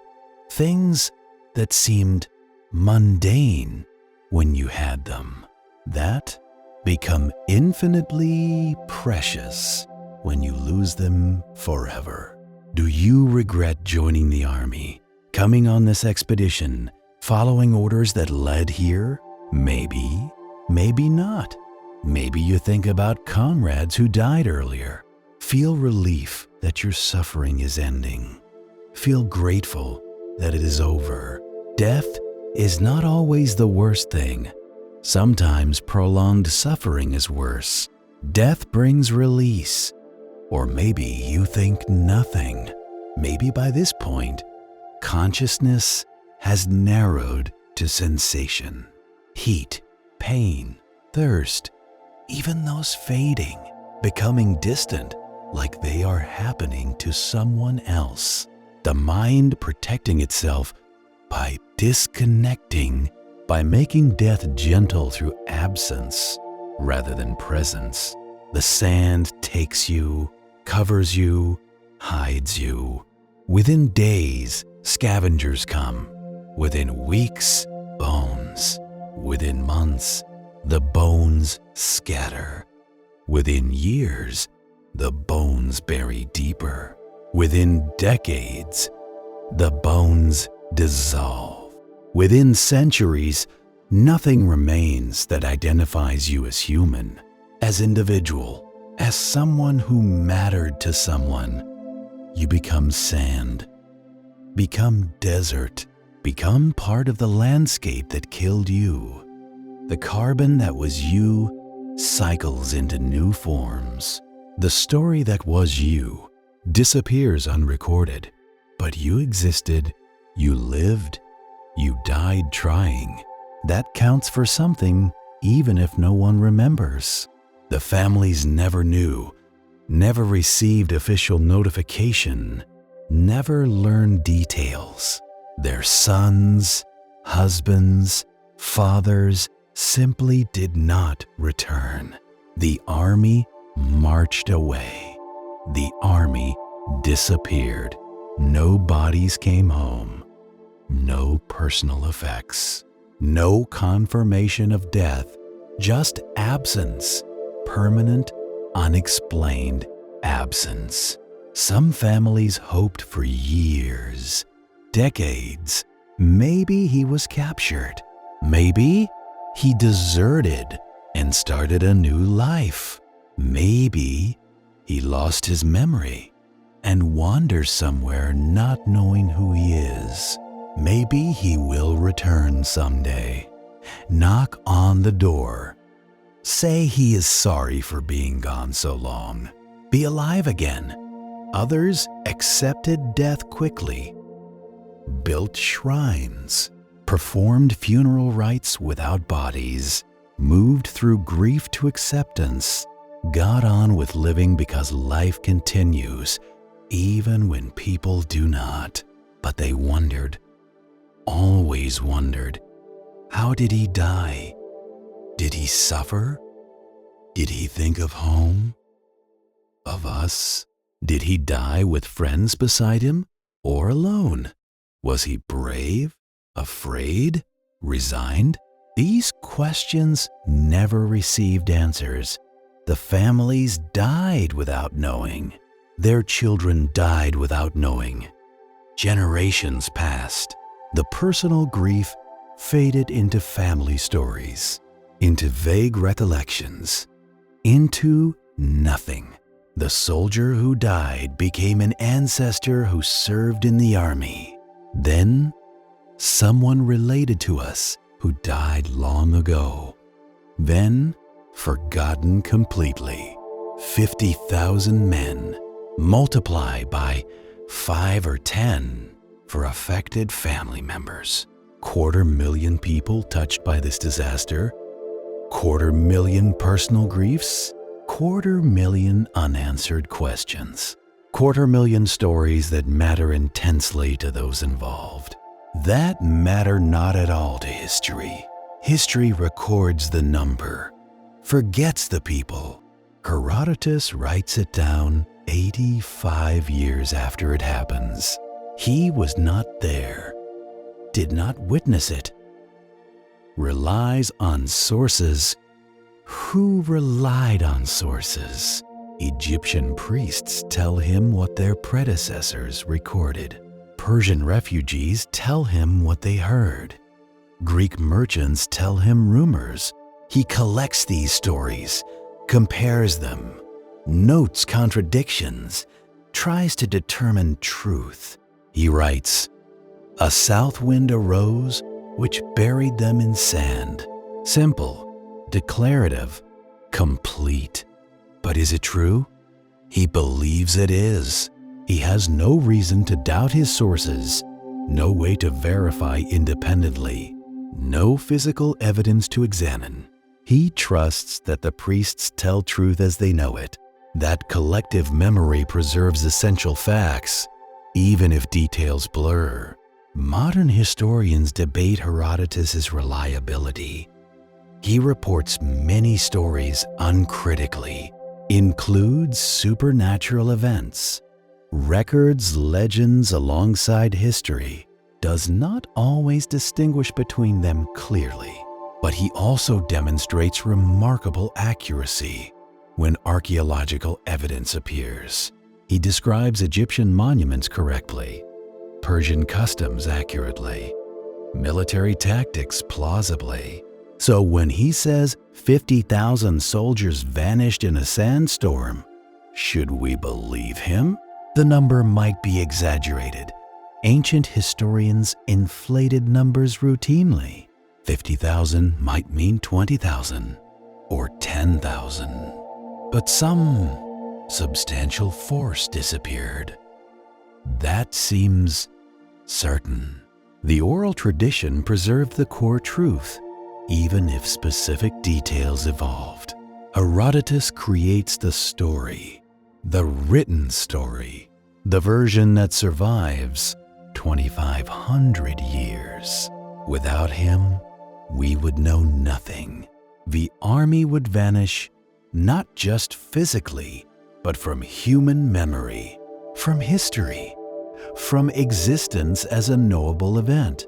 Herodotus preserves them, gives them immortality through writing, ensures that people 25 centuries later still wonder what happened to Cambyses' soldiers.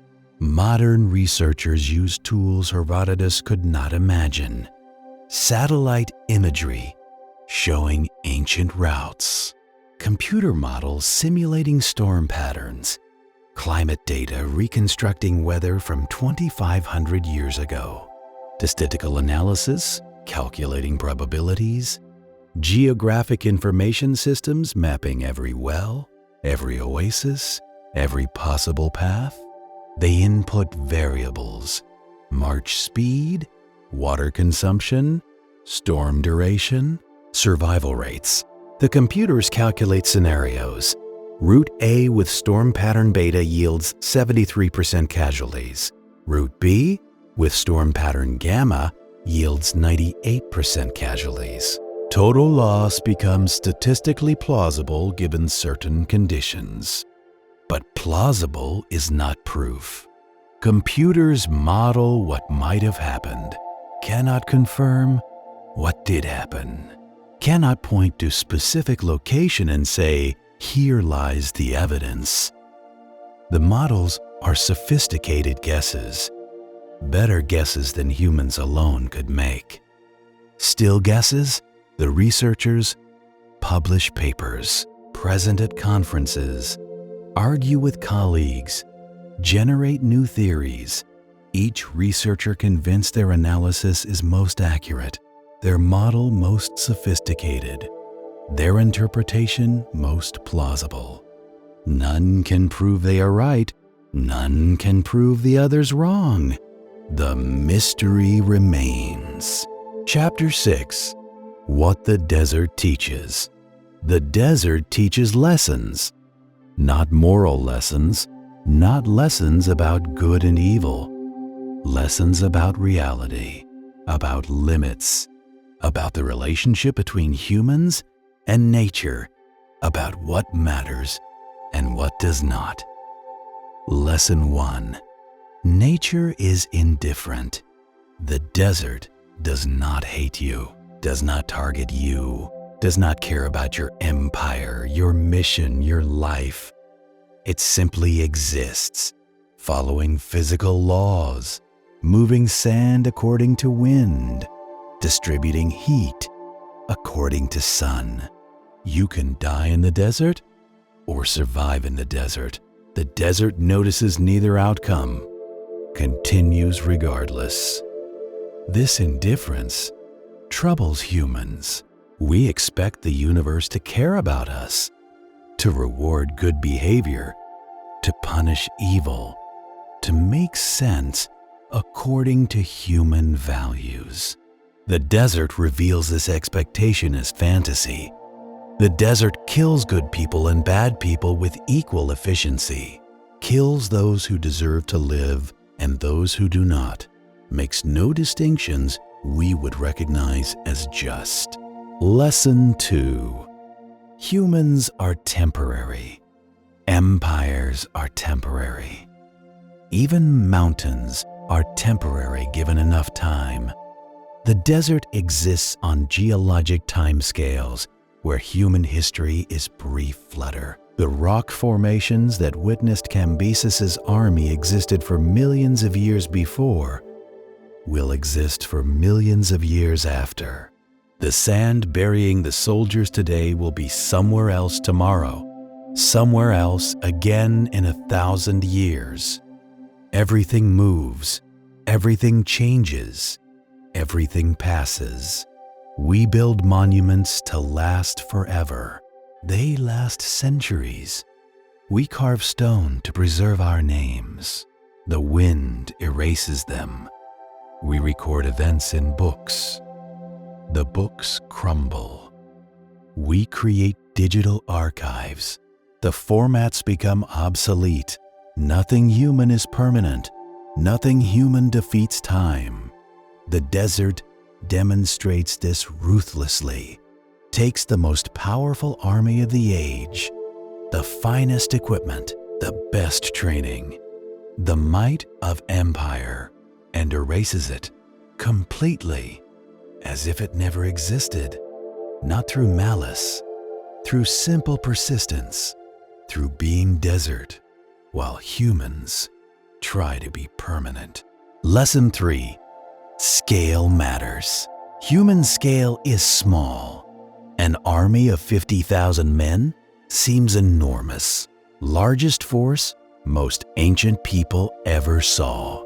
But spread across 680,000 square kilometers, 50,000 becomes invisible, becomes lost, becomes nothing. We imagine human events as significant, important, worth preserving, but only at human scale. Step back, view from orbit, view from geologic time, view from the perspective of a desert that has existed for millions of years. Human events shrink, become brief, become negligible. This is not depressing, not nihilistic, just honest. We matter at the scale we exist at, to ourselves, to each other, to our children. We matter intensely at that scale, but we do not matter at larger scales. The universe does not care about us. The desert does not notice us. This is neither good nor bad. It simply is. Accepting this brings strange freedom. If we do not matter at cosmic scale, we are free to matter at human scale, free to care about small things, about kindness, about love, about making life better for those around us, about telling stories, about preserving memory, about being human together. Lesson 4. Searching matters even when finding is unlikely. The archaeologists who search for Cambyses' army know the odds, know that thousands have searched before and found nothing, know that the desert probably erased all evidence centuries ago, know that their expedition will probably fail. They search anyway, not from delusion, from principle, from the belief that mysteries deserve investigation, that questions deserve attempts at answers, that not knowing for certain is better than assuming without checking, that human curiosity is valuable in itself. This persistence in the face of probable failure is deeply human. We explore space knowing we may find nothing. We cure diseases we do not understand. We love people knowing we might lose them. We build knowing time will destroy. We search knowing we might not find. We do these things not despite their difficulty, but because difficulty makes them meaningful.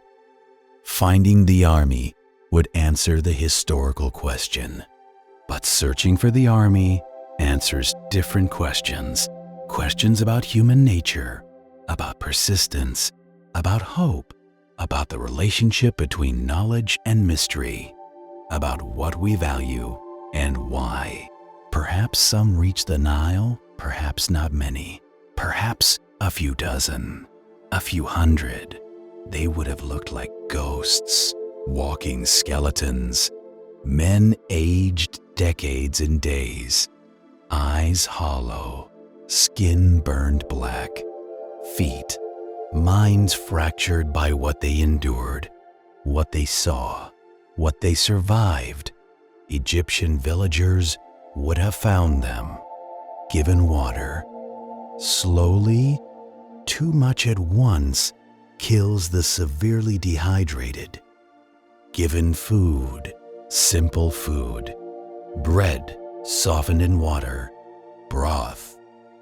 The stomach cannot handle rich food after starvation. Given shelter, medicine, care, the Egyptians were not cruel to survivors simply because they were Persian. They were human first, soldiers second, conquerors third. The survivors would have recovered physically, weeks of food and water, rest, medical attention. Bodies heal if given resources and time. But minds? Minds carry different damage. Survivor's guilt? Why did I live when others died? What did I do right that they did wrong? Nothing, probably. Random chance. But random chance feels wrong. Feels like there must be reason, must be meaning, must be justice. And there is not. There is only luck. Good luck, bad luck. No cosmic balance, no divine plan. Just chaos and randomness and nature following physical laws without caring who lives or dies. This truth is hard to accept, harder to live with. If survivors reported to Persian authorities, what would they say? We were caught in a storm. Most died. I walked out. Simple truth, but incomplete truth. How do you explain what it felt like? How do you convey the terror, the desperation, the horror of watching friends die, the randomness of survival? You cannot, not really. Words fail. The official writes down facts, date, location, estimated casualties, cause of loss. The emotional truth disappears, becomes data, becomes report, becomes footnote in administrative records. The official is skeptical. 50,000 men do not simply vanish, even in storms, even in desert. There must be more to the story. Perhaps the survivor deserted. Perhaps he fled before the worst. Perhaps he exaggerates to excuse his own failure. Perhaps he lies to cover treachery. The survivor knows this skepticism, knows his story sounds impossible, knows that people who were not there cannot understand, cannot believe, will judge him for surviving when others died, will question his courage, his loyalty, his truthfulness. So perhaps he says less than truth. Perhaps he minimizes. Perhaps he claims he was sent back early with messages. Perhaps he creates a story that protects him from judgment. Perhaps this is why we have no survivor accounts. Not because all died, but because survivors had strong incentive to remain silent, to disappear, to avoid the questions that have no good answers.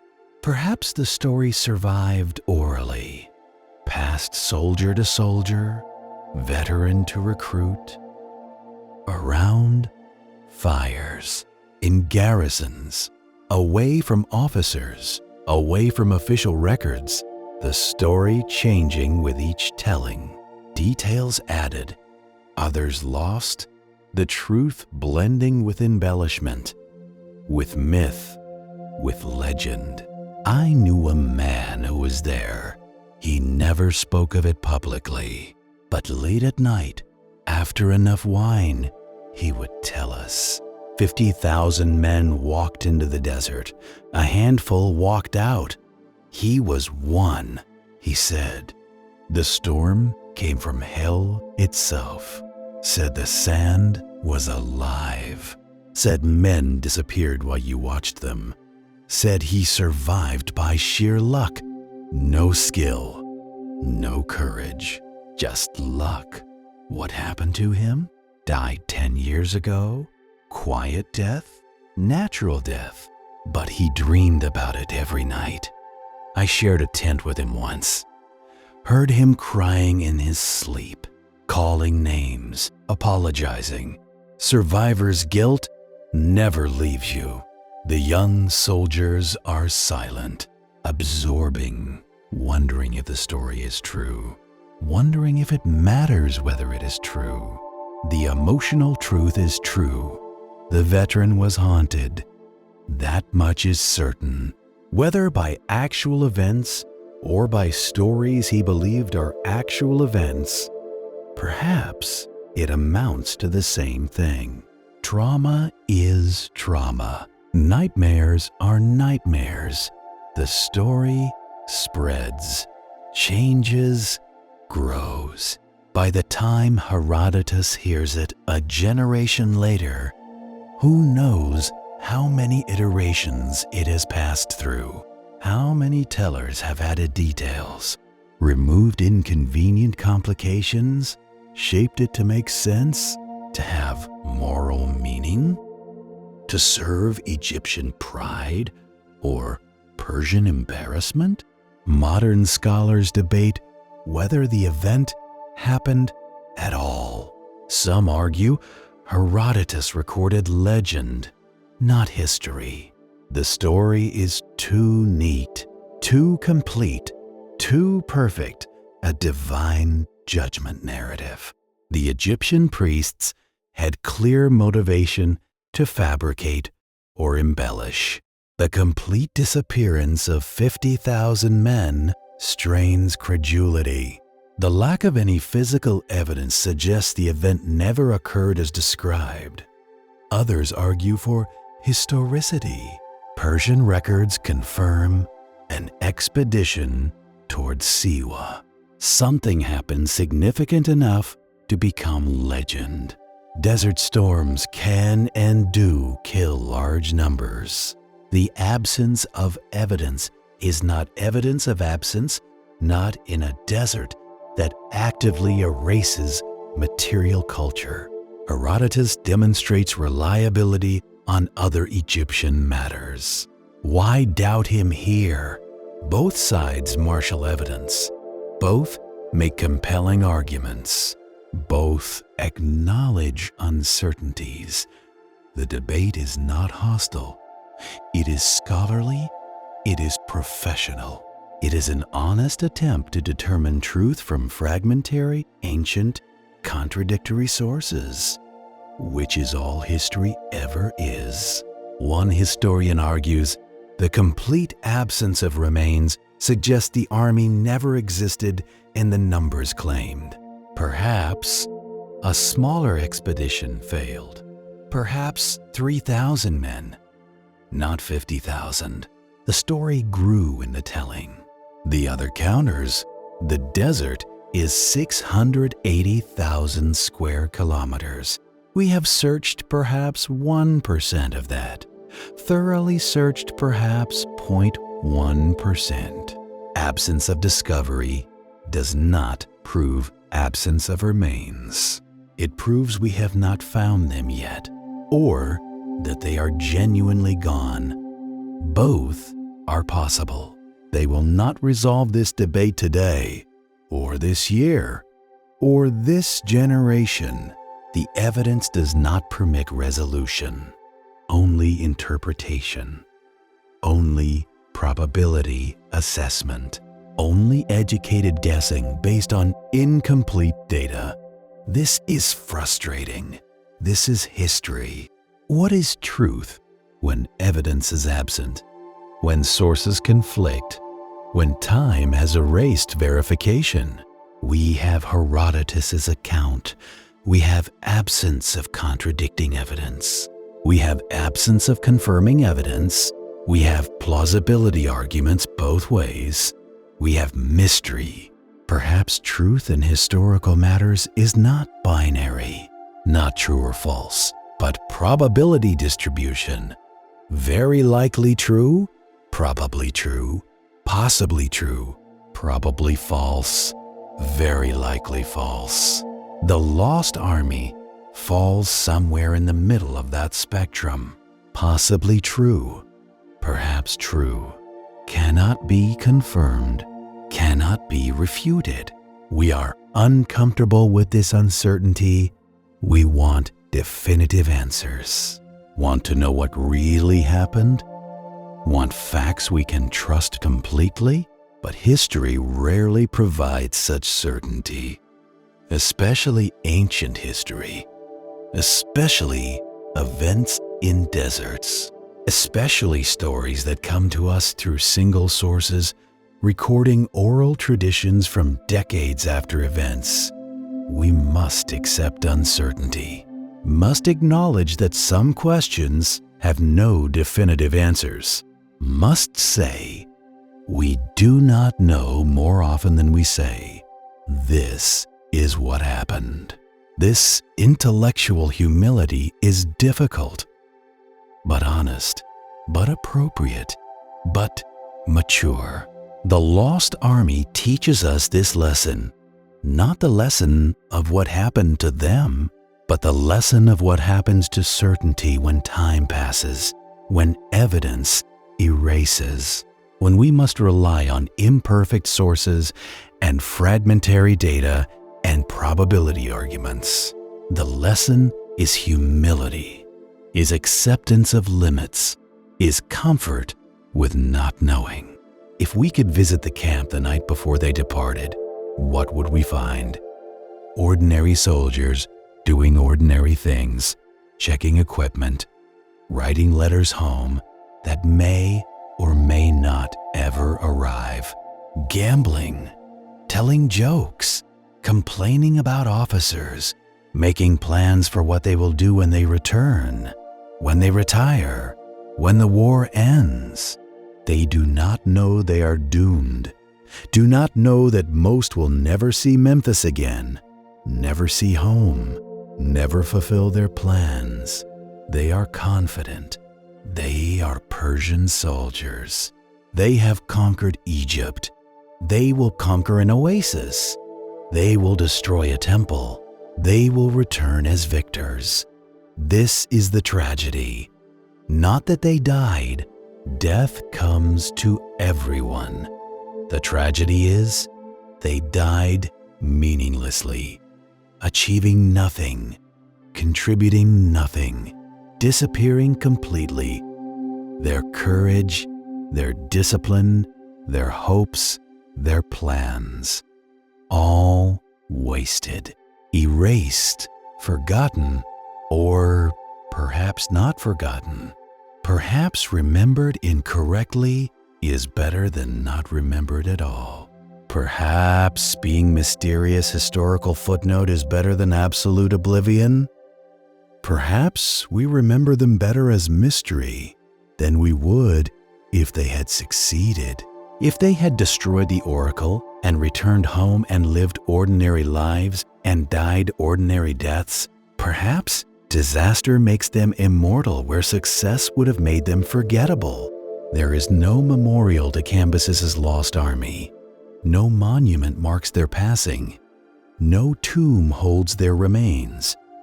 No inscription preserves their names. They vanished, leaving no trace, except story, except mystery, except questions. Perhaps there should be memorial, not at the specific location, which remains unknown, but somewhere in the western desert, a simple stone, an inscription, here or near here or somewhere in this vast desert. 50,000 soldiers disappeared in 525 BCE. Their names are lost, their remains unfound, their fate uncertain.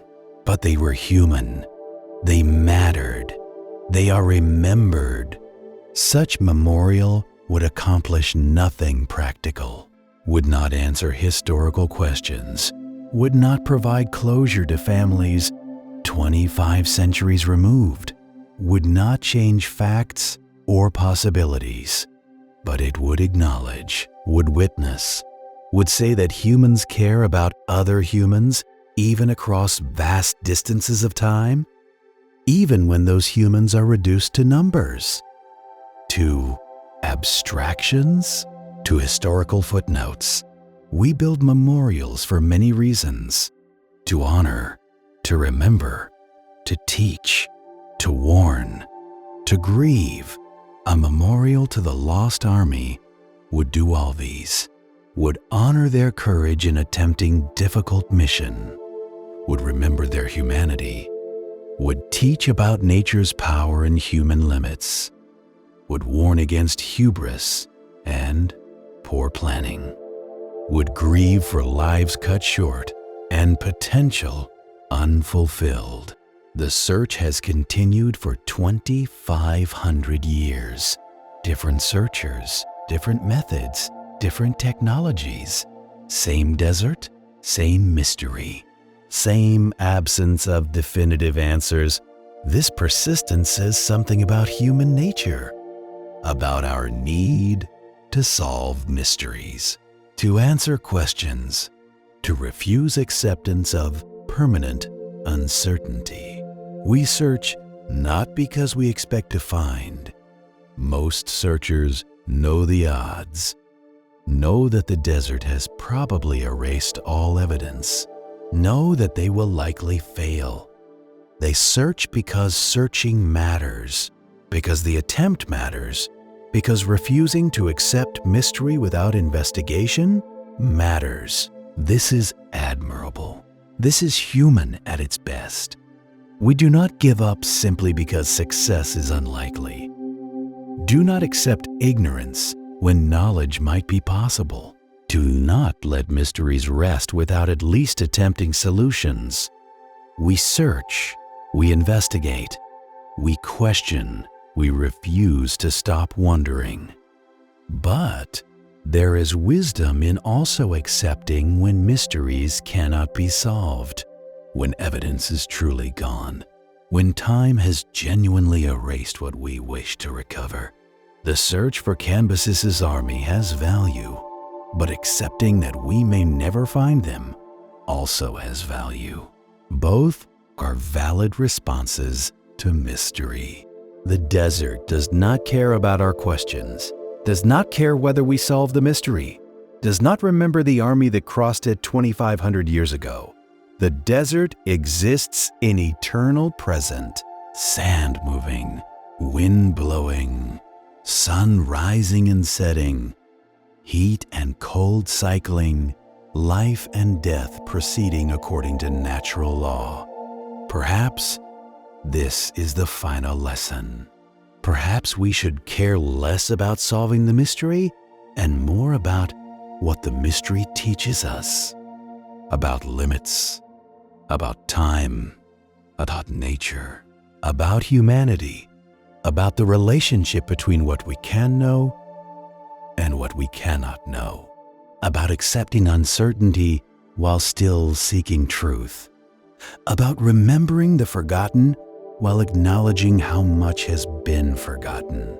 The lost army is gone, whether they died in a storm, or from thirst, or from ambush, or from a combination of factors. They are gone. Their bones, if any remain, lie somewhere beneath the sand, scattered, dissolved, buried, beyond recovery, beyond identification, beyond definitive historical accounting. But they are not beyond memory, not beyond story, not beyond serving as a reminder of human fragility, of nature's power, of time's erasure, of mystery's persistence. They are gone as individuals, gone as identifiable persons, but present as story, as question, as mystery that connects us across time to them, to their fate, to their humanity. Chapter 7. The Silent Witness. The stars that shine tonight are the same stars that shone on Cambyses' army, the same constellations, the same Milky Way, the same distant suns. They watched the soldiers march, watched the storm arrive, watched the desperate struggle, watched the deaths, watched the silence that followed. Stars are perfect witnesses. They remember everything, they forget nothing. But they do not speak, do not testify, do not confirm or deny our theories. They simply continue shining, indifferent to the human dramas unfolding beneath them, indifferent to empires rising and falling, indifferent to armies marching and dying, indifferent to our questions and mysteries and desperate need for answers. The stars know what happened to Cambyses' army, know exactly where they died, know exactly how, know exactly who survived and who did not. The stars could solve the mystery instantly, could point us to the remains, could end 2,500 years of searching. They do not. They shine, they move, they circle, they remain silent. Perhaps this is appropriate. Perhaps mysteries should have silent witnesses who never speak. Perhaps knowing that the truth exists somewhere, in starlight, in sand, in time itself, but remains forever inaccessible, is the right relationship between humans and history. We know things happened. We do not know exactly what. We search, we theorize, we accept limits, we continue.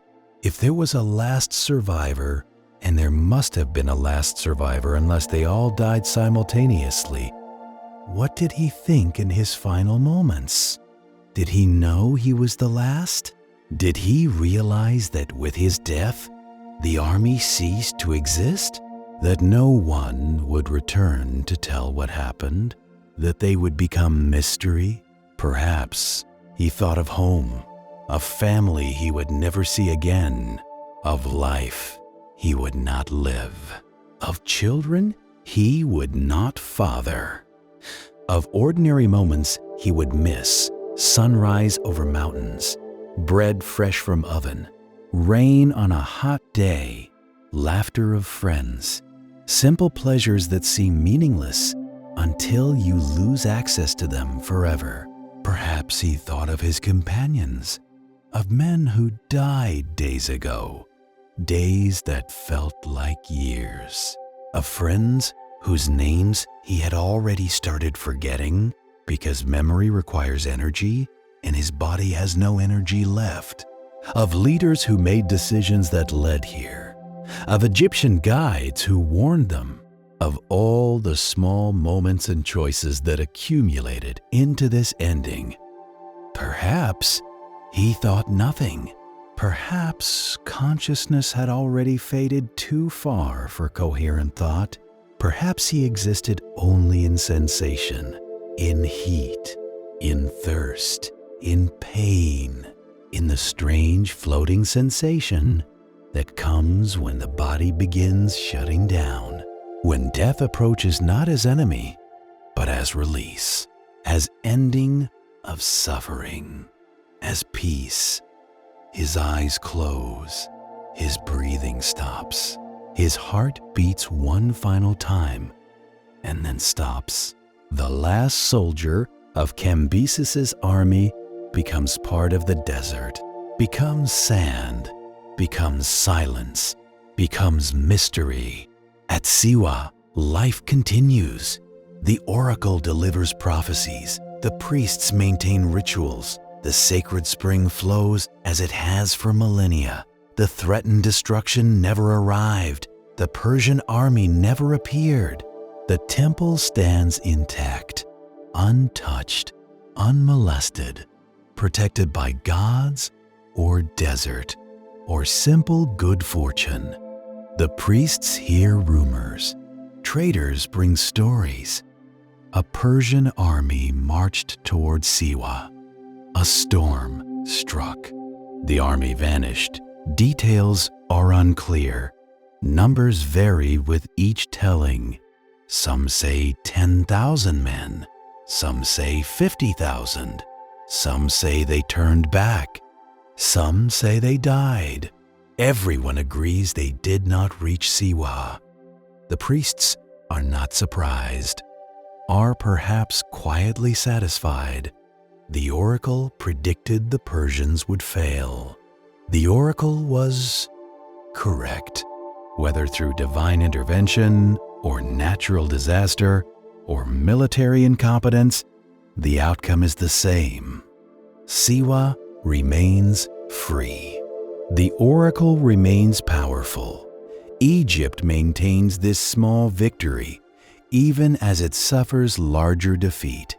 They do not know they are creating a legend, do not know that their version of events will be recorded by Herodotus, will be passed down through 25 centuries, will inspire thousands of searchers, will become one of history's great mysteries. They know only that their home is safe, their God is vindicated, their lives continue. 2 centuries after Cambyses' army disappears, Alexander the Great stands in the temple they never reached. The oracle that was to be destroyed receives him, acknowledges him as Pharaoh, as son of Ammon, as divinity, Alexander succeeds where Cambyses failed, reaches Siwa, consults the oracle, returns safely. Does Alexander know about Cambyses' lost army? Almost certainly. The story is well known by his time. Perhaps it influences his approach. Perhaps it makes him cautious. Perhaps it makes him respectful where Cambyses was arrogant.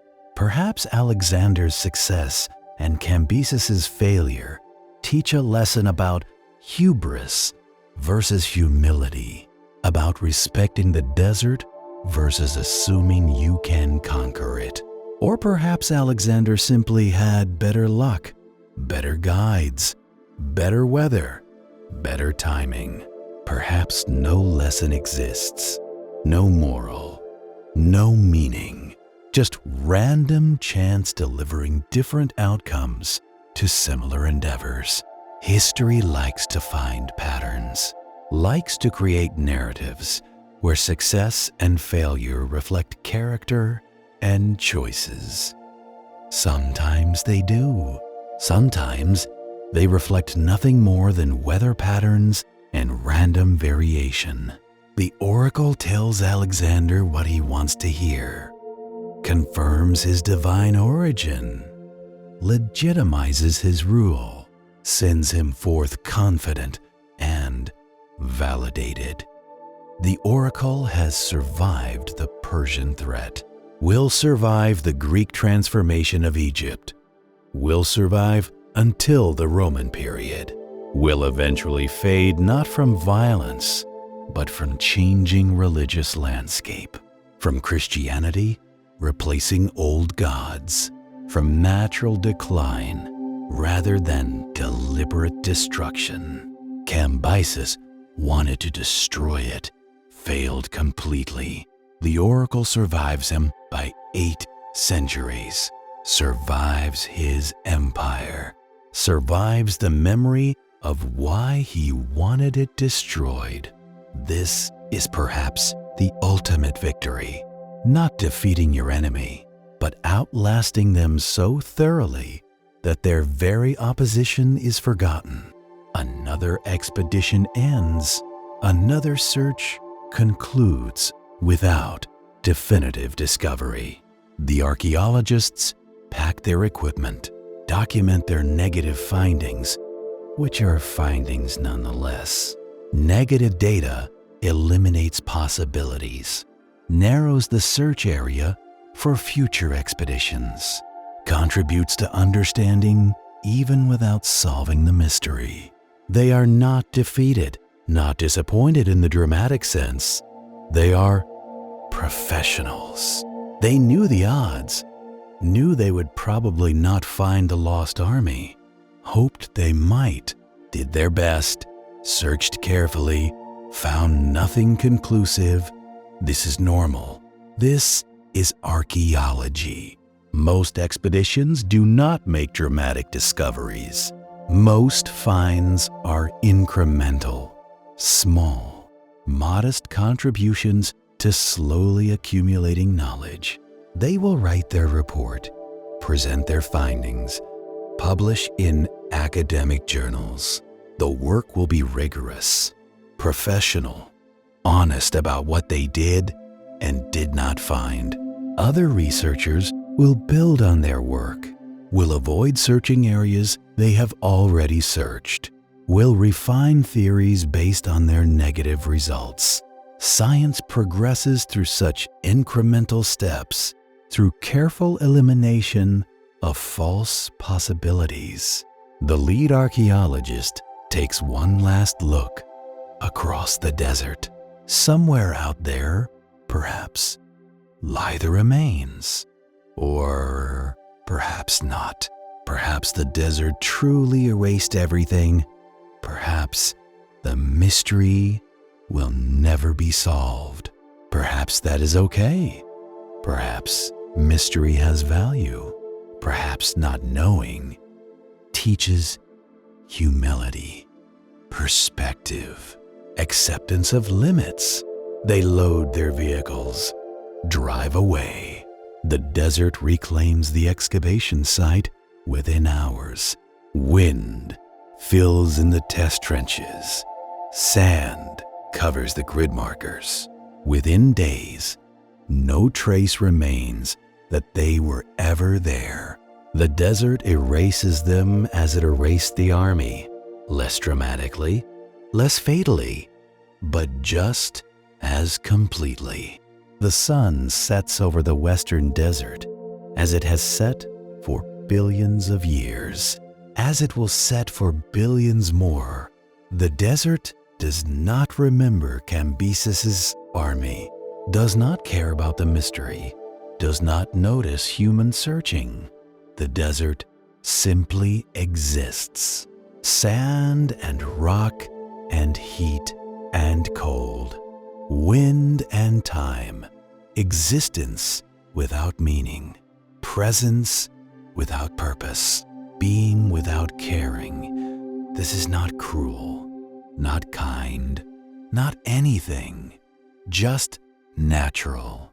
The desert is not moral, not immoral, beyond morality, operating on physical laws that have no relationship to human values, to human hopes, to human needs for meaning and justice and resolution. We search for the lost army because we are human, because humans search for lost things, because humans need answers to questions, because humans cannot comfortably accept permanent mystery. This is neither strength nor weakness. This is simply how we are built, how we function, how we engage with the world. The desert does not search, does not question, does not need answers. The desert knows what happened, knows because it was there, knows because it participated, knows because the sand that buried the soldiers is the same sand that blows tonight, the same molecules, the same atoms, rearranged endlessly but essentially unchanged. Perhaps we should learn from the desert, learn acceptance, learn patience, learn to exist without needing to understand everything. Learn that mystery is not enemy, that uncertainty is not failure, that questions without answers can coexist with peace and beauty and meaning at human scale. Night settles over the desert, the stars emerge, the wind dies to nothing, the temperature drops. Silence, complete silence. The kind of silence that only exists far from human habitation, far from machines, far from voices. The silence of deep nature, of indifferent universe, of being without needing to mean anything. Somewhere beneath this sand, perhaps, lie bones, bronze, iron, leather, evidence, proof, answers, or perhaps not. Perhaps time and chemistry have erased everything. Perhaps the search is futile. Perhaps the mystery is permanent. Perhaps we will never know. And perhaps that is the point. Perhaps the lost army teaches us not through what happened to them, but through what happens to their story, through the ways we engage with mystery, through the ways we balance hope and acceptance, through the ways we search while acknowledging we may not find, through the ways we care about people we never knew, who died 2,500 years ago, who mean nothing to the universe but something to us. They walked into the desert. They did not return. This much we know. Everything else is speculation, theory, possibility, mystery. And in that mystery, we find not frustration, but connection. Connection across time to human experiences we understand. Fear, hope, courage, suffering, death, forgetting, remembering. The Lost Army is not just Persian soldiers who disappeared.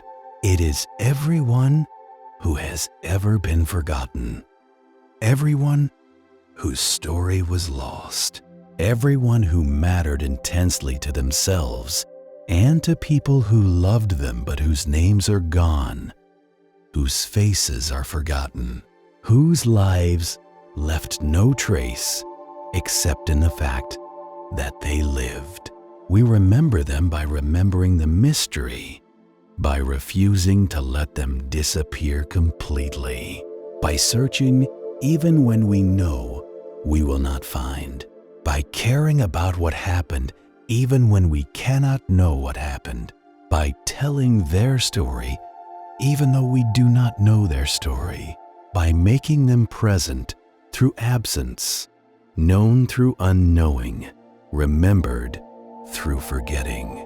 The stars shine, the sand shifts, the wind whispers, the desert keeps its secrets, and we, brief visitors to this ancient landscape, accept that some secrets are meant to be kept, some mysteries are meant to endure, some questions are meant to remain unanswered, not because answers do not exist, but because the searching matters more than the finding.